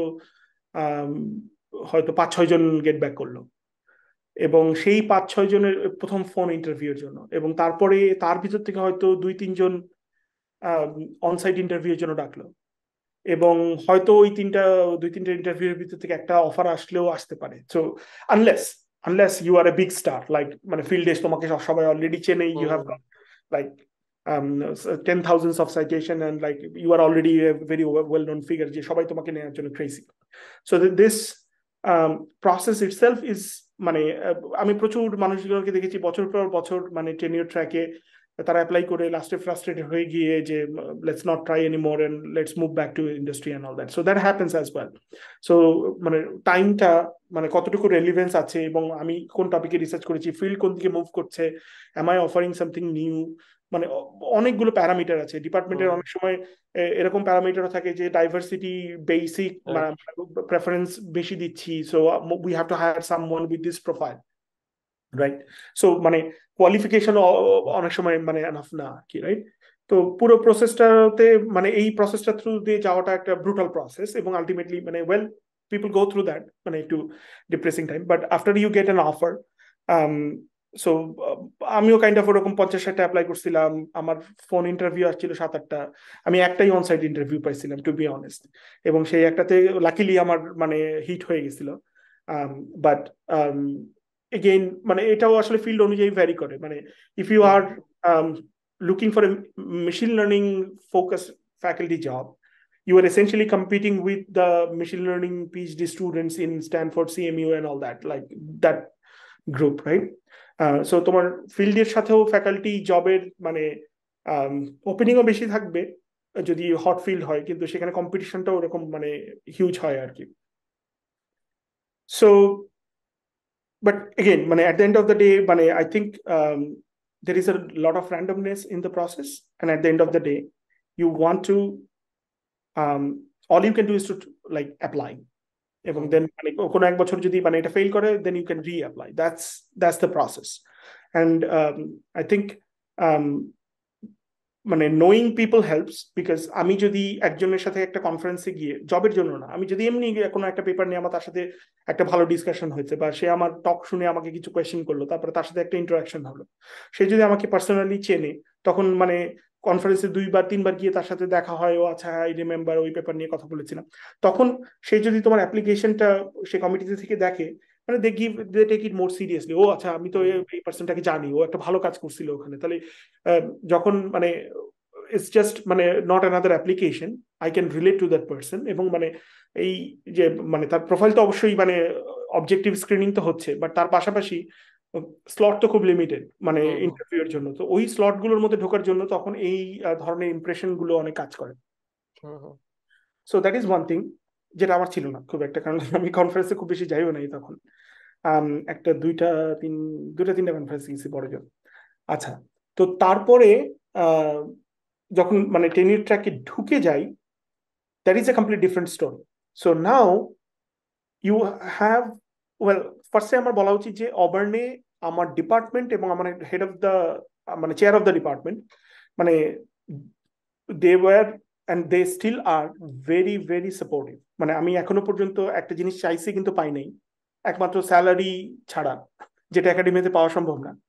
মানে আমাকে প্রথম দিনই মানে আমার জবের মানে অফার নেগোসিয়েশনের সময় এটাই কথা ছিল যে দেখো তুমি যদি স্যালারি বাড়াতে বলো আমাকে, স্যালারি আমার কাছে নেই, এটা কেউ দিতে পারবে না পাবলিক স্কুলে, এখানে স্যালারি আমাদের এটাই রেঞ্জ এবং এটাই দিব, we can negotiate about something else, and that is true for academy, most of the places salary faculty salary is not negotiable, মানে very little, right? So the other things, যেমন আমাকে মানে যখনই আমি স্টুডেন্ট নিতে চেয়েছি, আমাকে মানে জিআরএ সাপোর্ট থেকে শুরু করে আমার জিটিএ সাপোর্ট থেকে ইনিশিয়ালি কাইন্ড অফ মানে everything was there, but still the point is কয়েকটা জিনিসের মানে was new for me, because I have been doing research in a particular set up, right? আমি প্রথমে কাজ করেছি আমার বুয়েটে আমার ফ্রেন্ডদের সাথে, দেন আমি কাজ করেছি আরবানা শ্যাম্পেইনে, দেন আমি কাজ করেছি এমআইটিতে, এবং the colleagues I use to have, I didn't get that in Auburn, and that is natural because Auburn is not MIT, right? Mane Auburn is not Champaign. Mane I shouldn't expect that.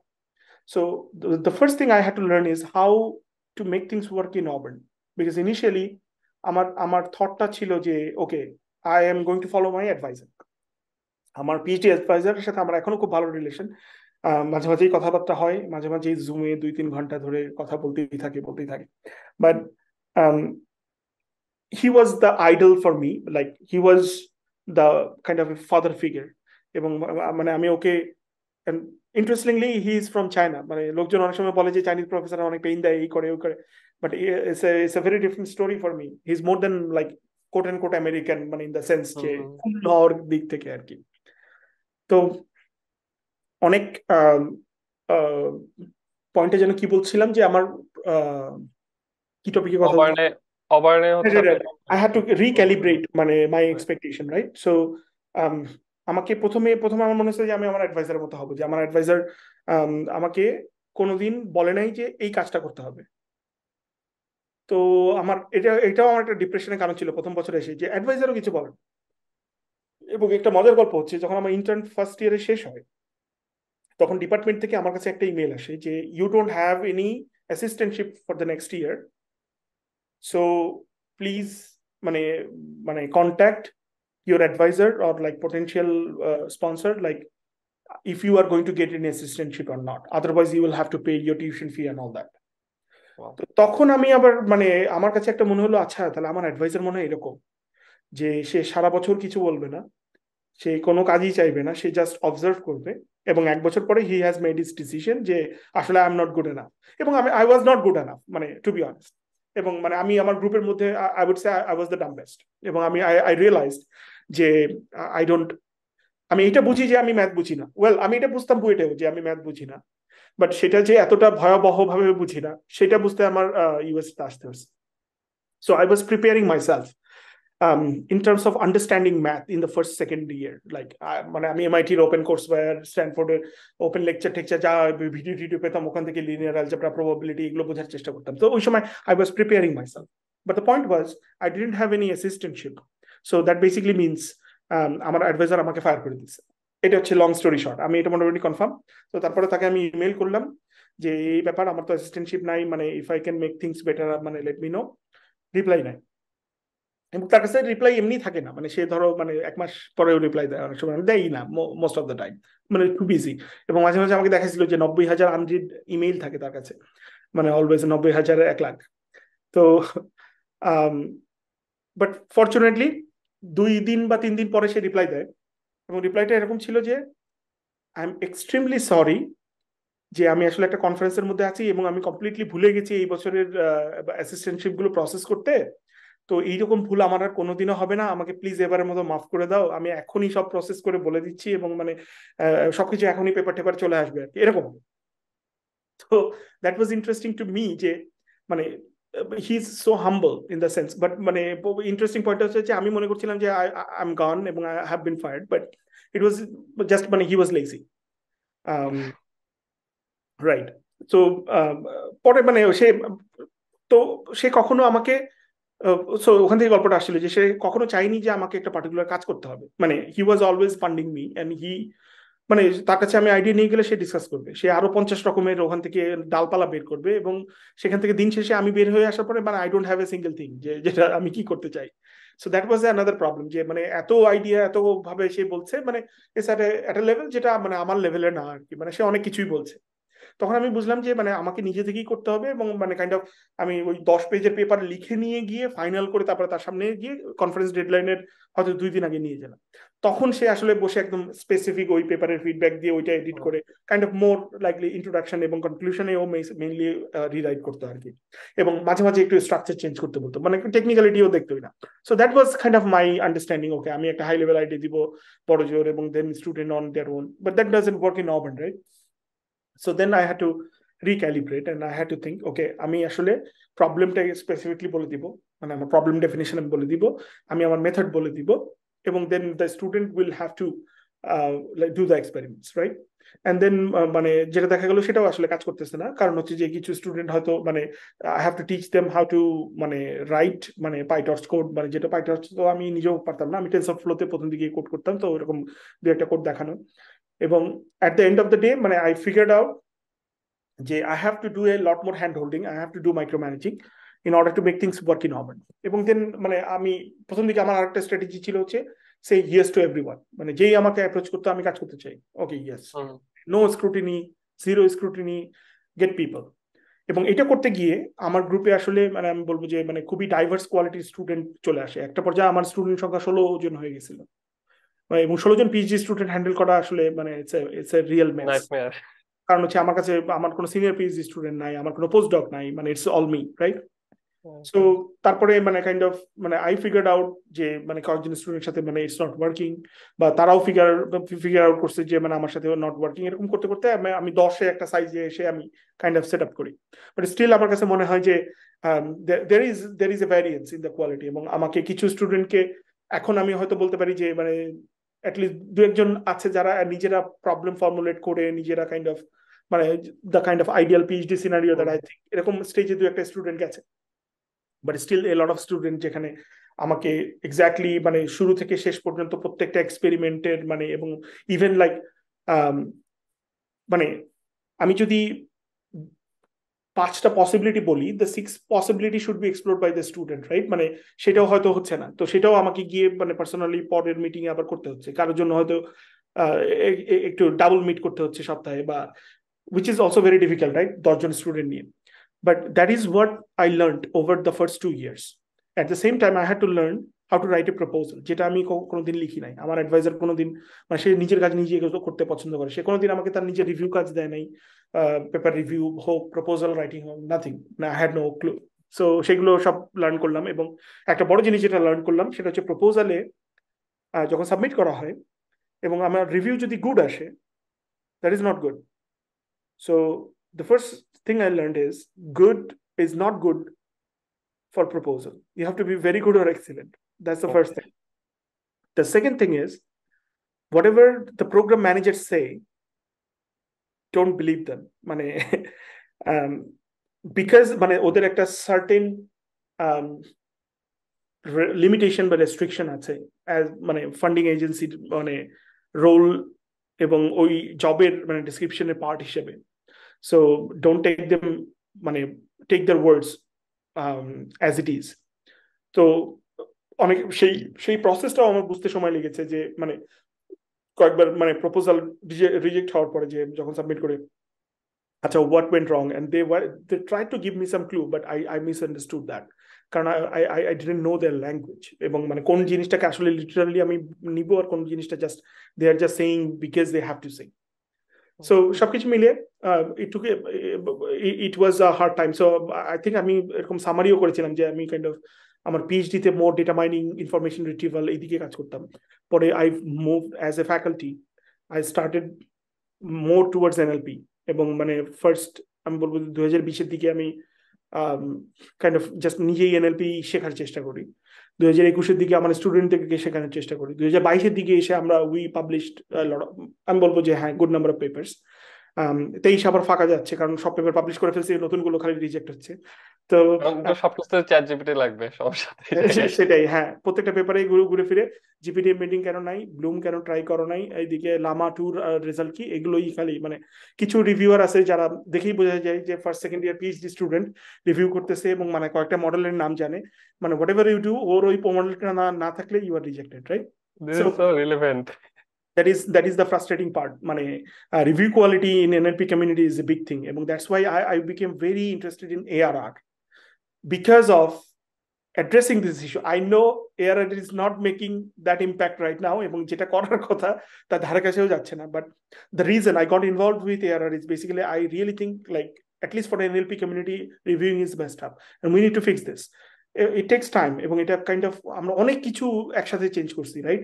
আমরা reviewing paradigm change করছি, আমরা platform open review move করছি, আমরা editor, new set of editor আসছে, তারা আবার বছর খানেকের মধ্যে চলে গেছে, আবার নতুন সেট অফ এডিটর আসছে।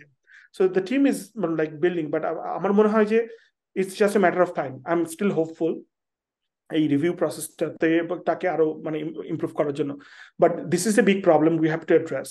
এবং সেই জিনিসগুলোকে আমরা স্টিল মানে we are going through that process, আমার স্টুডেন্টরাও যাচ্ছে। বাট আমি বলবো যে right now I am at a stage যেখানে আমি জানি যে হাউ অবার্ন ওয়ার্কস, এই টায়ারের স্কুলগুলো কিভাবে কাজ করে, এবং then what I have to do to make things work here. Fortunately কিছু গ্র্যান্ট পেয়ে গেছি, so I have less pressure in my mind in terms of my tenure, because মানে যতক্ষণ গ্র্যান্ট না আসবে ততক্ষণ পর্যন্ত you are always okay, tenure পাওয়ার জন্য গ্র্যান্ট লাগবে, but once you have get some good grants, then you are more stable, so I can focus more on the actual work then worrying about getting the money.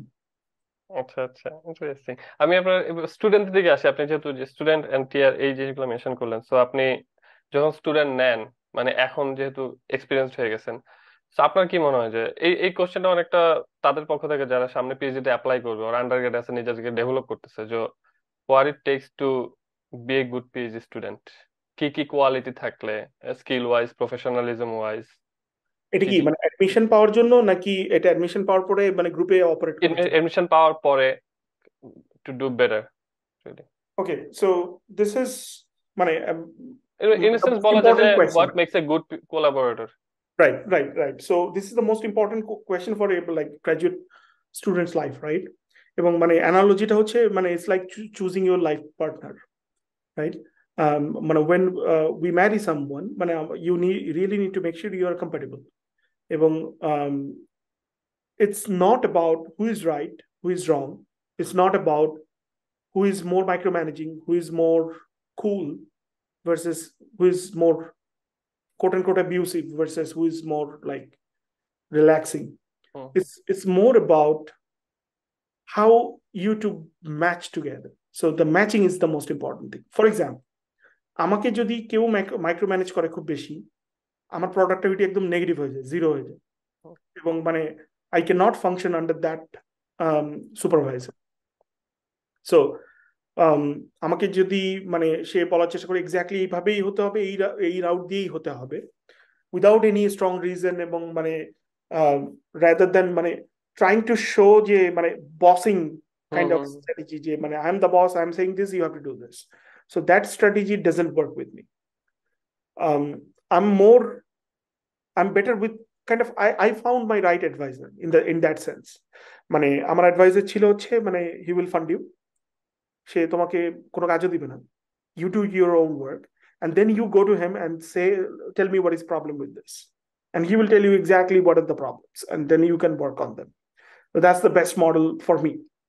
It doesn't work with everyone, because আমার ল্যাবে এমন student ছিল যারা ওই professor আন্ডারে 7 বছর ধরে মানে আছে, funded, but they are not producing anything. They are still confused about like what they want to do for their PhD, মানে কিভাবে তারা সেল করবে, এবং eventually my advisor helped them and to get out, but it took a lot of time.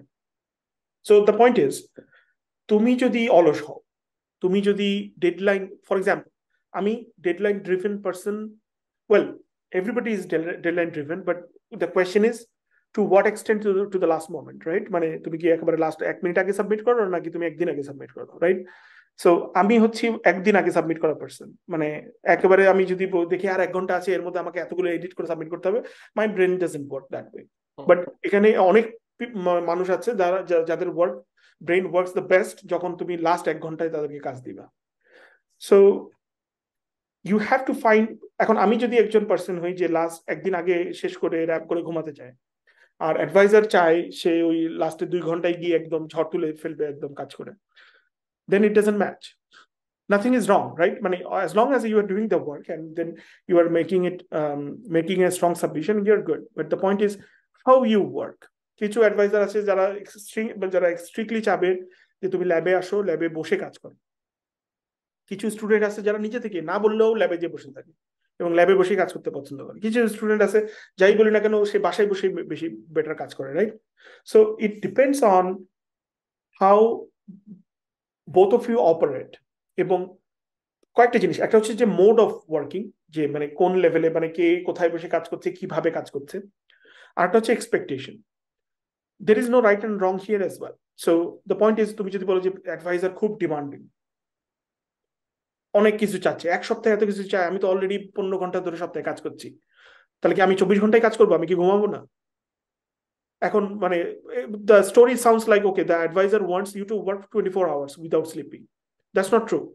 The advisor might think that এই কাজটা আসলে তুমি যা করতেছো এটা 5 ঘন্টার কাজ, তোমার আরো 3 ঘন্টা করা উচিত, এটা 8 ঘন্টার কাজ হওয়া উচিত, which may be unrealistic. I'm not saying যে এটা রাইট বা রং। All I'm saying is তার যে এক্সপেকটেশন, যে সে মনে করছে এই কাজটা 5 ঘন্টা হওয়া উচিত এবং তার সাথে আরো এক্সট্রা 3 ঘন্টা দিয়ে তোমার এতটুকু কাজ করলে that would have been a good update for a week, let's say. That is not matching with your performance or তোমার এক্সপেকটেশন, যে তুমি মনে করো যে এই কাজটা 20 ঘন্টা লাগা উচিত এবং সে মনে করছে এটা 5 ঘন্টা লাগা উচিত, তাহলে there is a mismatch.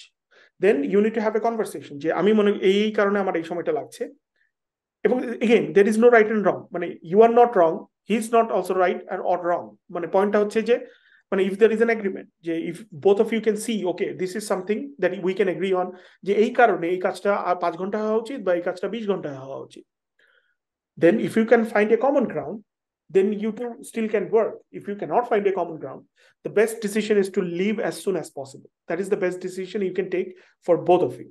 কারণ হচ্ছে তোমার অ্যাডভাইজারের টাইমও এখন মানে টাইম নাই, এবং তার সে যদি 1 বছর একজন স্টুডেন্টকে মেন্টর করে এবং সে লিভ করে, তার যে পরিমাণ মানে এনার্জি কস্ট, টাইম কস্ট এবং ইভেন মানি কস্ট, মানে দ্যাট ইজ হিউজ। মানে তুমি অ্যাজ এ স্টুডেন্ট তোমার জন্য অবশ্যই 1 বছর একটা বড় লস, যে 1 বছর আমি লস করে আমি একটা নতুন জায়গায় যাচ্ছি। বাট মানে ইটস নট, ডোন্ট থিঙ্ক যে খালি স্টুডেন্টের লস, এটা অ্যাডভাইজারের আরো বড় লস।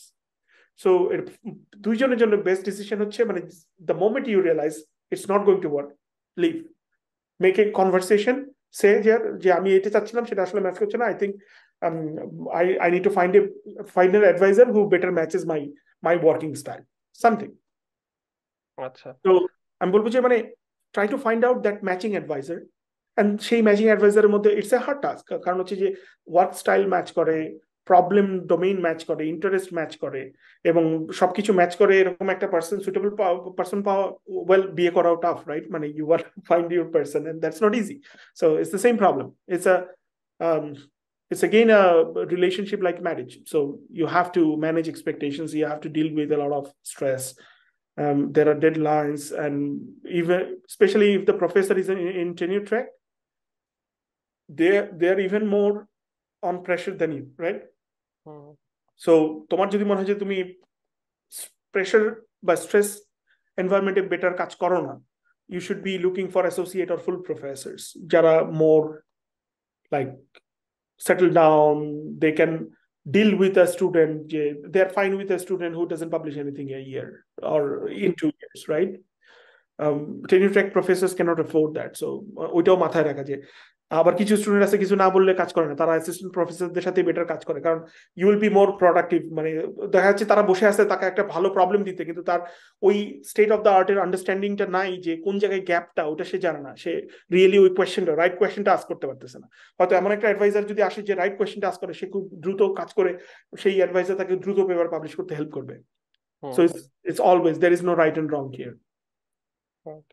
আচ্ছা, আপনার কথা অনুসারে ডেফিনেটলি আপনার লাইফ খুবই ব্যস্ত, এবং মানে ফ্যাকাল্টি লাইফ খুবই নাইটমেয়ার। আমি আমার প্রফেসরকে দেখে যা বুঝছি।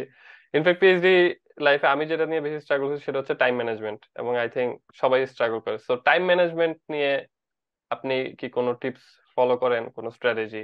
How do you manage? কারণ আমার প্রফেসর আমাকে বলছিল যে তুমি যখন টেনিউরে জয়েন করবা, এক্সপেক্ট করতে হবে যে মাসের অর্ধেক টাইম তুমি 60 থেকে 80 ঘন্টা কাজ করতে হবে। That's true. Let me tell you how I spent my PhD life, and এখন আমি কি করতেছি, what is the difference? So as I said, 5 ঘন্টা was my max limit, right?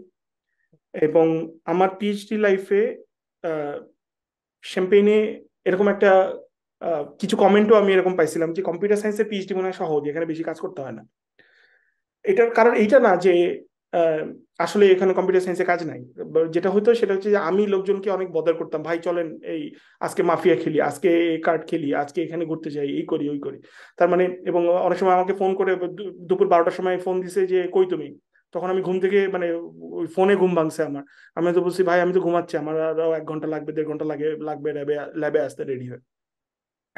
So the point was for I think it's not a general thing, কারণ বিভিন্ন field different, এবং biology field will be very different. I know যারা actually ল্যাবে বসে যাদের instrument নিয়ে handle করতে হয়।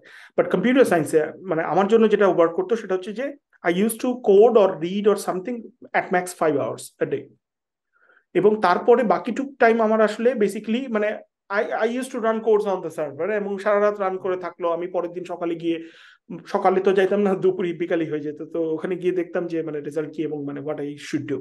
সো মানে it was like my experiment was running, but I was not working on the desk. মানে আমি ডেস্কে ছিলাম না, এবং এমনও না যে আমি সপ্তাহে 5 দিন ল্যাবে যাইতাম, বা অনেক সময় ল্যাবে যেতাম না, সারাদিন হতো যাইও নাই। আমার ওয়ার্কিং আওয়ার ছিল খুবই লিমিটেড।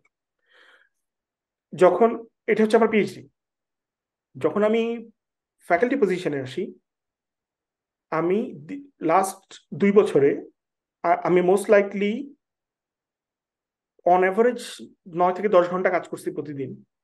এবং আই আই মানে আমার উইকেন্ডেও আমি অনেক উইকেন্ডে কাজ করছি। এমন না যে এর মধ্যে আমি ট্রাভেল করি নাই, আমার ফেসবুকে যদি তুমি যাও আমার বউয়ের প্রোফাইলে আমি কিন্তু ট্রাভেলও করতেছি, এমন না যে করতেছি না, ওগুলোও চলতেছে। বাট আমি বলবো যে compare to my PhD life, আমার work pressure has been increase by 5 times। এবং মানে দ্যাট ইজ স্টিল ট্রু। মানে আমি পিএইচডিতে যতটুকু কাজ করছি তার অ্যাটলিস্ট 5 গুণ আমি কাজ করি এখন। এবং তার একটা বড় কারণ হচ্ছে একটা বড় অংশের টাইম আমি জাস্ট মিটিং করি, এবং মিটিং গুলো এমন না যে খুব রিল্যাক্সিং মিটিং আমি বসে আছি, because you I have to, as I told you, in Auburn I have to decide every next step of every project, যে মানে টাইনি ডিটেলসে আচ্ছা এই প্রজেক্টের নেক্সট এক্সপেরিমেন্টে কি হবে। So that I have to like sit down with the student and on the board look at the result and give an opinion, এটাই করতে হবে বা এইদিকে যাওয়া দরকার, otherwise মানে most of the time there is no progress. So meeting এর কারণে একটা বড় চাঙ্ক চলে যায়। তারপর টিচিং, যদিও আমার টিচিং জিনিসটা খুব পছন্দ এবং আমি মানে ভালো করে যদি টিচ করা যায় সেটা এনজয় করি, কিন্তু যখন রিসার্চ আর টিচিং একসাথে করতে হয় তখন টিচিংটা একটা মনে হয় যে এক্সট্রা ওয়ার্ক, যে আমি মানে রিসার্চের এই ডেডলাইন গুলোর মাঝখানে আবার আমার এই কোর্সটার জন্য প্রিপেয়ার করতে হবে। যেমন কালকেও আমার একটা লেকচার আছে, সেটার জন্য আমার এখন এই মিটিং এর পরে গিয়ে আবার ওইটার স্লাইড রেডি করতে হবে, ওইটার জন্য প্রিপেয়ার করতে হবে। So it's a teaching is something that I like, but then it depends on how much pressure I have in terms of proposal writing, paper deadlines and everything. So um, still আমি বলবো যে tenure track পজিশনে business অনেক বাড়ে, এবং এটাও আমি শুনছি যে ইটস এ মিথ যে টেনিউর পাওয়ার পরে বিজনেস কমে যায়। এটা আসলে বাড়েই, এটা জাস্ট বাড়ে, but you just get more reward. So টেনিউরের আগে অনেক পরিশ্রমের জন্য একটু কম রিওয়ার্ড, বাট টেনিউরের পরে you have less stress কারণ you have a permanent quote unquote job, but you become more involved in services, more kind of responsibilities, but it is compensated more in terms of মানে endowed positions বা বিভিন্ন internal grants, মানে বিভিন্ন জায়গা থেকে মানে এটা একটু more appreciate করা হয়, and you have already kind of built your reputation during your tenure process, and then you leverage on that. So those things happen কারণ একাডেমি reputation based এবং reputation তৈরি করতে সময় লাগে। once you build a reputation then you can build on that. So ওই জিনিসগুলো হয়, কিন্তু বিজি হওয়াটা I I don't see it মানে যে আমি টেনিউর পেলাম দেন আমি ঘুমাতে চলে গেলাম, no. আচ্ছা, আমরা অনেক অনেক সময় নিয়ে নিছি আপনার। আমি জানি না আপনার কেমন টাইম লিমিটেশন, আমি জাস্ট আর 2-3টা কোশ্চেন করি কোনো সমস্যা নেই, মানে আমি এমন না যে অনেক স্ট্রিক্ট স্কেডিউল, বাট মানে খুব বেশি লম্বা করলে কি এটা লোকজন খুব বেশি শোনে, মানে আমার পয়েন্টটা হচ্ছে যে মানে আমি আমি নিজে শুনতে ভালো লাগতেছে। Okay sure sure. আচ্ছা, আপনার এমন কিছু কি আছে? আমি ডেফিনেটলি মানে ক্যারিয়ার ওয়াইজ আপনি ডেফিনেটলি এখন একটা ভালো পজিশনে আছেন, ইউ বিন সাকসেসফুল, আপনি একাডেমিতে আসতে চাইছেন, একাডেমিতে আছেন, বাট আপনার কি মনে হয় যে কোনো কিছু একটা মাঝে মাঝে কি আফসোস হয় যে লাইফের ওই পার্টটায় ওই জিনিসটা জানলে আর এই জিনিসটা থাকলে, ওই প্রিভিলেজটা থাকলে I could have done better? হ্যাঁ, হয়, এবং সেটা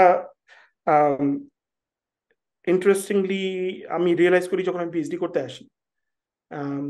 সো দেশে থাকতে মানে জন্ম থেকে আমরা শুনে আসছি আমার ছেলে ইঞ্জিনিয়ার হবে, আমার ছেলে ডাক্তার হবে, আমার ছেলে এই করবে, মানে কাইন্ড অফ, বা বিসিএস ক্যাডার হবে, রাইট, মানে এগুলো হবে, মানে nobody talks about like basic science.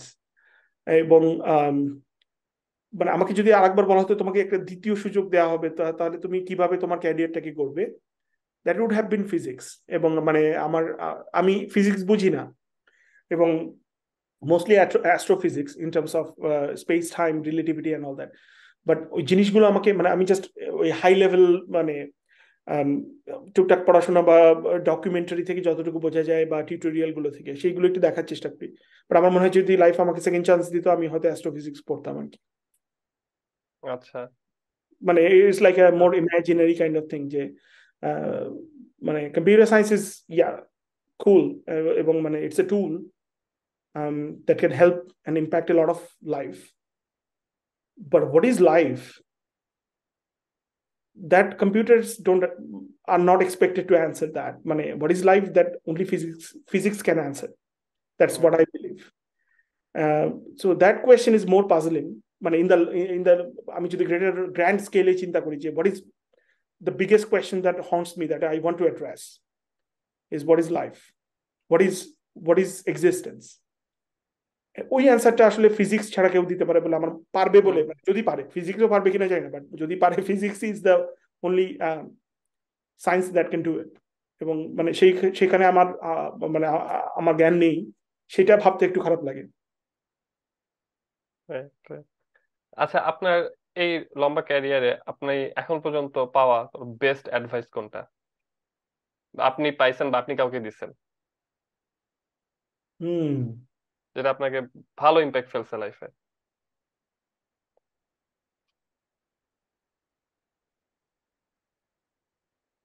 বেশ ভাবতে হচ্ছে ব্যাপারটা। থিঙ্ক এটা যে মানে কোনো একদিন কোনো একটা পার্সন আমাকে সরাসরি এইটাই বলছে এরকম না, কিন্তু kind of its like a gist of A lot of suggestions I got, এবং এটা kind of stick to my mind. সেটা হচ্ছে যে মানে don't give anything for free, that doesn't help, তোমাকেও না, যাকে দিচ্ছ তাকেও না। আচ্ছা, ইন্টারেস্টিং। কোত্থেকে পাইছেন এটা, মানে বা কোন ওটাই বললাম যে এটা এমন না যে মানে কেউ আমাকে সরাসরি এক্স্যাক্টলি এই কোডটাই হুম, দিছে, হুম। আচ্ছা আচ্ছা, এক্সপিরিয়েন্স। কিন্তু মানে ইটস লাইক, আচ্ছা মানে it's like an indirect collection of feedback that I got from a lot of places. Once you start giving things for free, the value is lost. মানে অ্যাটলিস্ট ইভেন 1 টাকা হলেও charge করো আর কি, মানে that's the hmm, point. Hmm, hmm, hmm, hmm. আমার podcast কিন্তু free. Sure, I mean that's your podcast, not mine.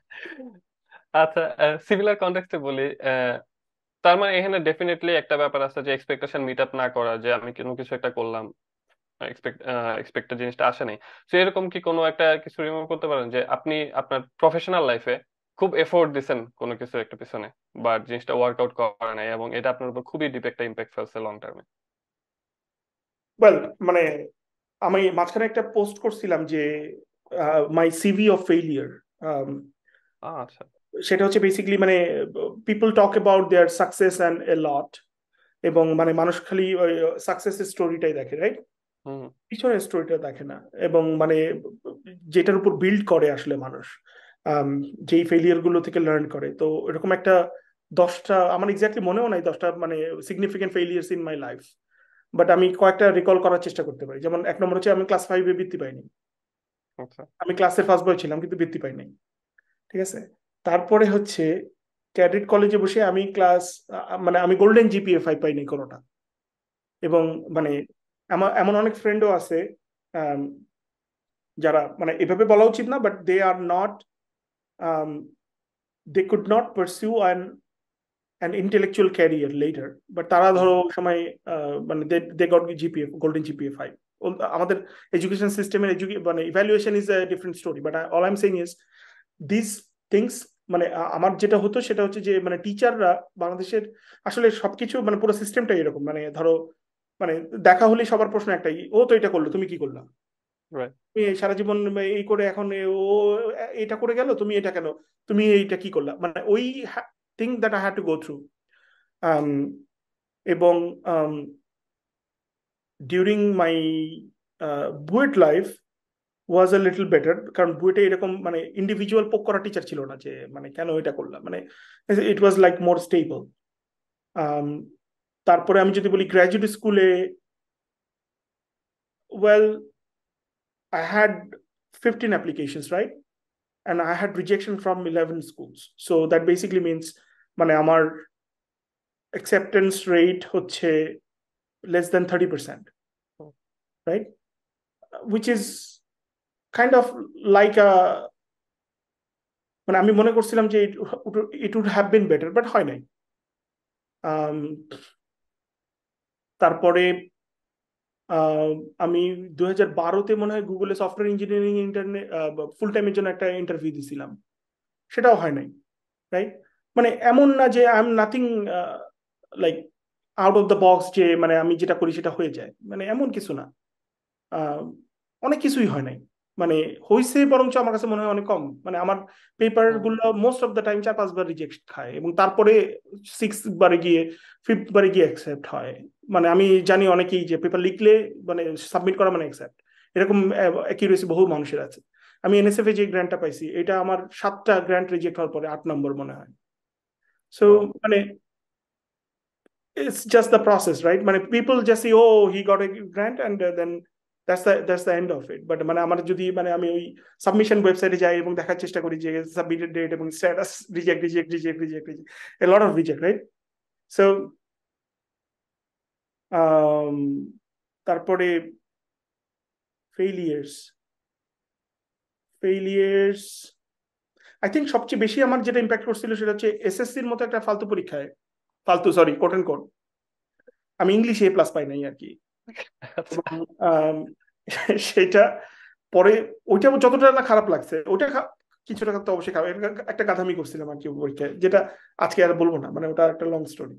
But মানে ওইটার পরে টিচাররা এসে ধরো মানে দেখা হলে ই তুমি একটা করলা, মানে এই ইংলিশে A+ পায় না এরকম আছে নাকি, মানে এরকম একটা ব্যাপার আর কি। তো দ্যাট ওয়াজ ভেরি মানে ইভ্যালুয়েশনের, it kind of made me feel যে ইদার মানে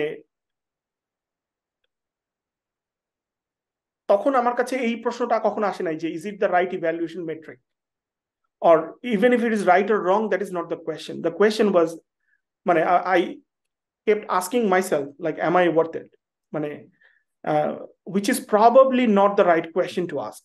মানে আমি এটাই হয়তো বলবো যে based on a single event or like a single day judgment, Right. it's not appropriate to ask this question যে am I worth it। আমি বুয়েটে বহুত আমার ফ্রেন্ড দেখছি যারা গোল্ডেন জিপিএ 5 পাওয়া, সিজিপিএ বুয়েটে 3 উঠাইতে পারে নাই। আবার বহু স্টুডেন্ট দেখছি বুয়েটে কোনো রকমের ভর্তি পরীক্ষায় বসতে পারার কোয়ালিফিকেশন হয়েছে, they did magic, right? Right.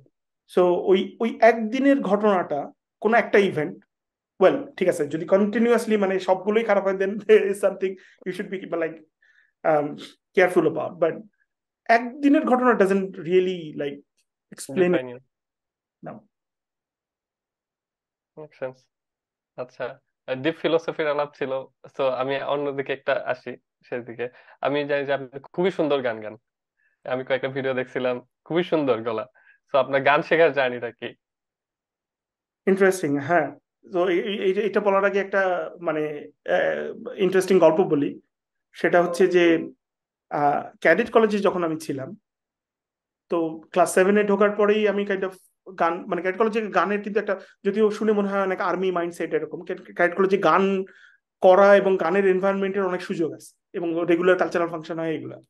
তো আমি খুব রেগুলার পার্টিসিপেন্ট ছিলাম এবং ক্লাস 7-এ যখন আমি পারফর্ম করা শুরু করি, তো বড় ভাইরা, অনেক টিচাররাও ইভেন, দে নেভার নিউ যে আমি I was a good student as well, like আমার মানে রেজাল্টও সবসময় ভালো হতো বা আমি ক্লাসের প্রথম মানে 1-2 জনের মধ্যে ছিলাম। তারা জানতো যে আমি ভালো গান গাই, মানে আচ্ছা। আমার পরিচয়টা ছিল যে সন্তু হচ্ছে গান গায়, মানে মানে ও যে আর কিছু করে, যেমন আমি খেলাধুলাও করতাম, আমি ক্রিকেট টিমের ক্যাপ্টেন ছিলাম, ভলিবল টিমের ক্যাপ্টেন ছিলাম আমার কলেজে। তো সেইগুলোর পরিচয়, বা আমি পড়াশোনাতেও লিড করতাম, সেই জিনিসগুলো কখনো খুব বেশি হাইলাইট হয়নি বিকজ অফ মাই মানে সিঙ্গিং আর কি।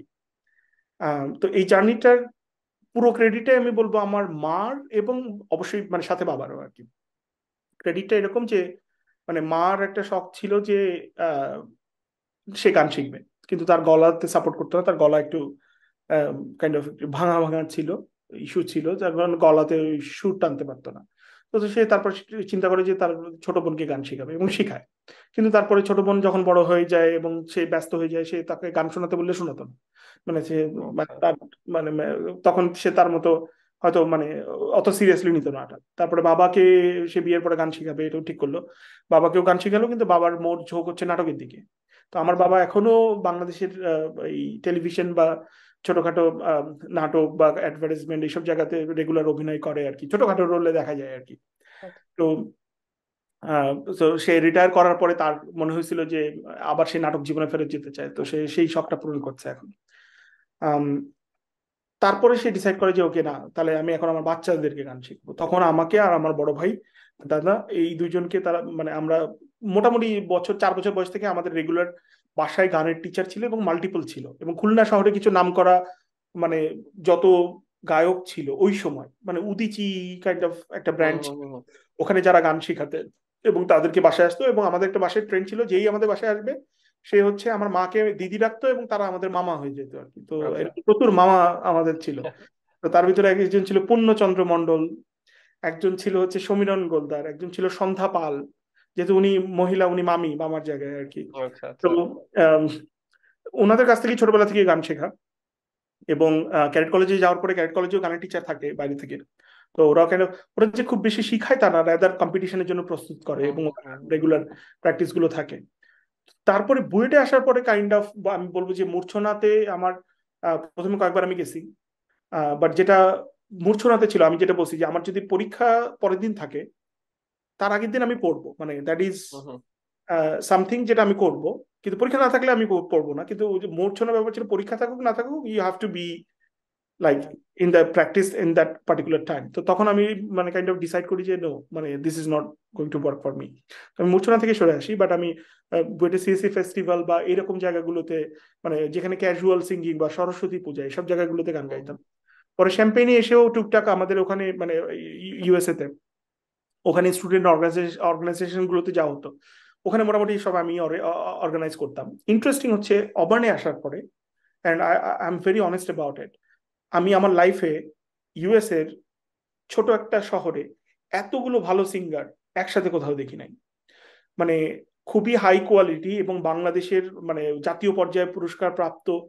এবং মানে আমি নর্মালি যখন কোনো জায়গায় গান গেতে যাই, গেছি এর আগে কোনোদিন প্র্যাকটিস করি নাই, মানে I didn't care, kind of I knew যে মানে আমি জাগাবো, ভালো লাগবে মানুষের এরকম। বাট এখানে অবানে আসলে আমি রিয়েলি মানে প্র্যাকটিস করে একটু কিউরিয়াস, মানে একটু একটু সিরিয়াসলি যাই যে এখানে অনেক ভালো সিঙ্গার, তো এখানে যা তা গাইলে হবে না আর কি, এখানে একটু সিরিয়াসলি গাইতে হবে। তো এখানে অ্যাটলিস্ট 7-8 জন সিঙ্গার আমি মানে আছে যারা খুবই ভালো, এবং এখানে ইন্টারেস্টিংলি ভালো গিটারিস্ট আছে, এবং একজন ভালো ড্রামারও আসছে। তো আমরা কাইন্ড অফ এখন মানে একদম ফুল আমাদের বাসায় গ্রাউন্ড ফ্লোরে আমরা একদম ব্যান্ডের সেট আপ নিয়ে আমরা এখন প্র্যাকটিস করি। তো এটা সামথিং মানে যেটা আমাদের পাস টাইম এখন। মানে আমাদের যদি সন্ধ্যাবেলায় একদিন ফাঁকা হয়, এই আসো, আমাদের যে গ্রুপটা আছে ওদেরকে আমরা ইনভাইট করি, এবং just just casual singing, nothing else, একটা আমি কারাওকে। একটু ছোট ইনফরমেশন দেই। তো বুয়েটের সিএসসি ফ্যাকাল্টি ছিলেন ফেরদৌস ভাই, উনি মাইক্রোসফটে আছে। উনিও তো সিয়াটলে থাকেন, উনিও ক্যাডেটের, এবং উনি ওনার ফ্রেন্ড, ওনাদের একটা ব্যান্ড আছে সিয়াটলে, ও nice. Cadet BUET. Sure sure.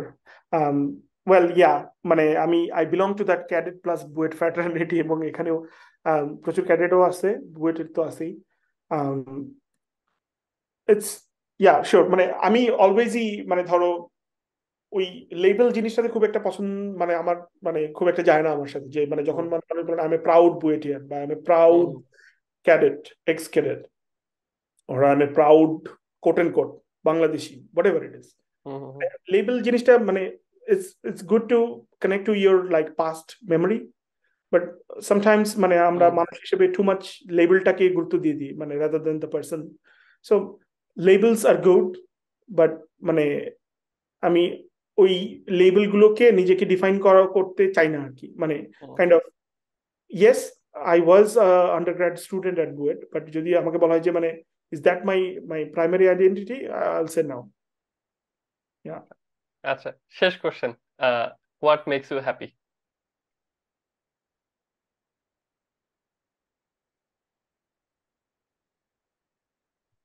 I think the best thing would be biryani, মানে কাচ্চি বিরিয়ানি। মানে কিন্তু কাচ্চি বিরিয়ানিটা মানে আমেরিকাতে যেগুলো পাওয়া যায় সেগুলো দিয়ে হয় না আর কি, মানে হয় না, ঢাকার kacchi biryani. Exactly exactly, high five. এবং মানে যদিও ইউএসএ তে ভালো বিরিয়ানি পাওয়া যায় না, তারপরেও মানে কম্পারেটিভ স্কেলে কিছু বিরিয়ানি আছে যেগুলো বেটার, রাইট? মানে এবং সেগুলো হয়তো আমার ড্রাইভিং ডিস্টেন্সের মধ্যে নাই, তো আমি বিরিয়ানি খাওয়ার জন্য কাইন্ড অফ 2 ঘন্টা ড্রাইভ করে, যে বিরিয়ানি খেয়ে 2 ঘন্টা ড্রাইভ করার লোক আর কি। মানে বিরিয়ানির জন্য আমি 4 ঘন্টা ড্রাইভ করতে রাজি এরকম। আপনি হিউস্টনে গেছেন?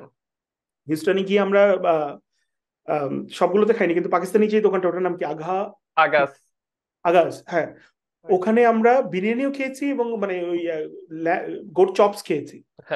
চপসটা বেশি ভালো লাগছে, আমি জানি না বিরিয়ানিটা আমার এক্স্যাক্টলি মনে পড়ছে, বাট চপসটা ওয়াজ অসাধারণ।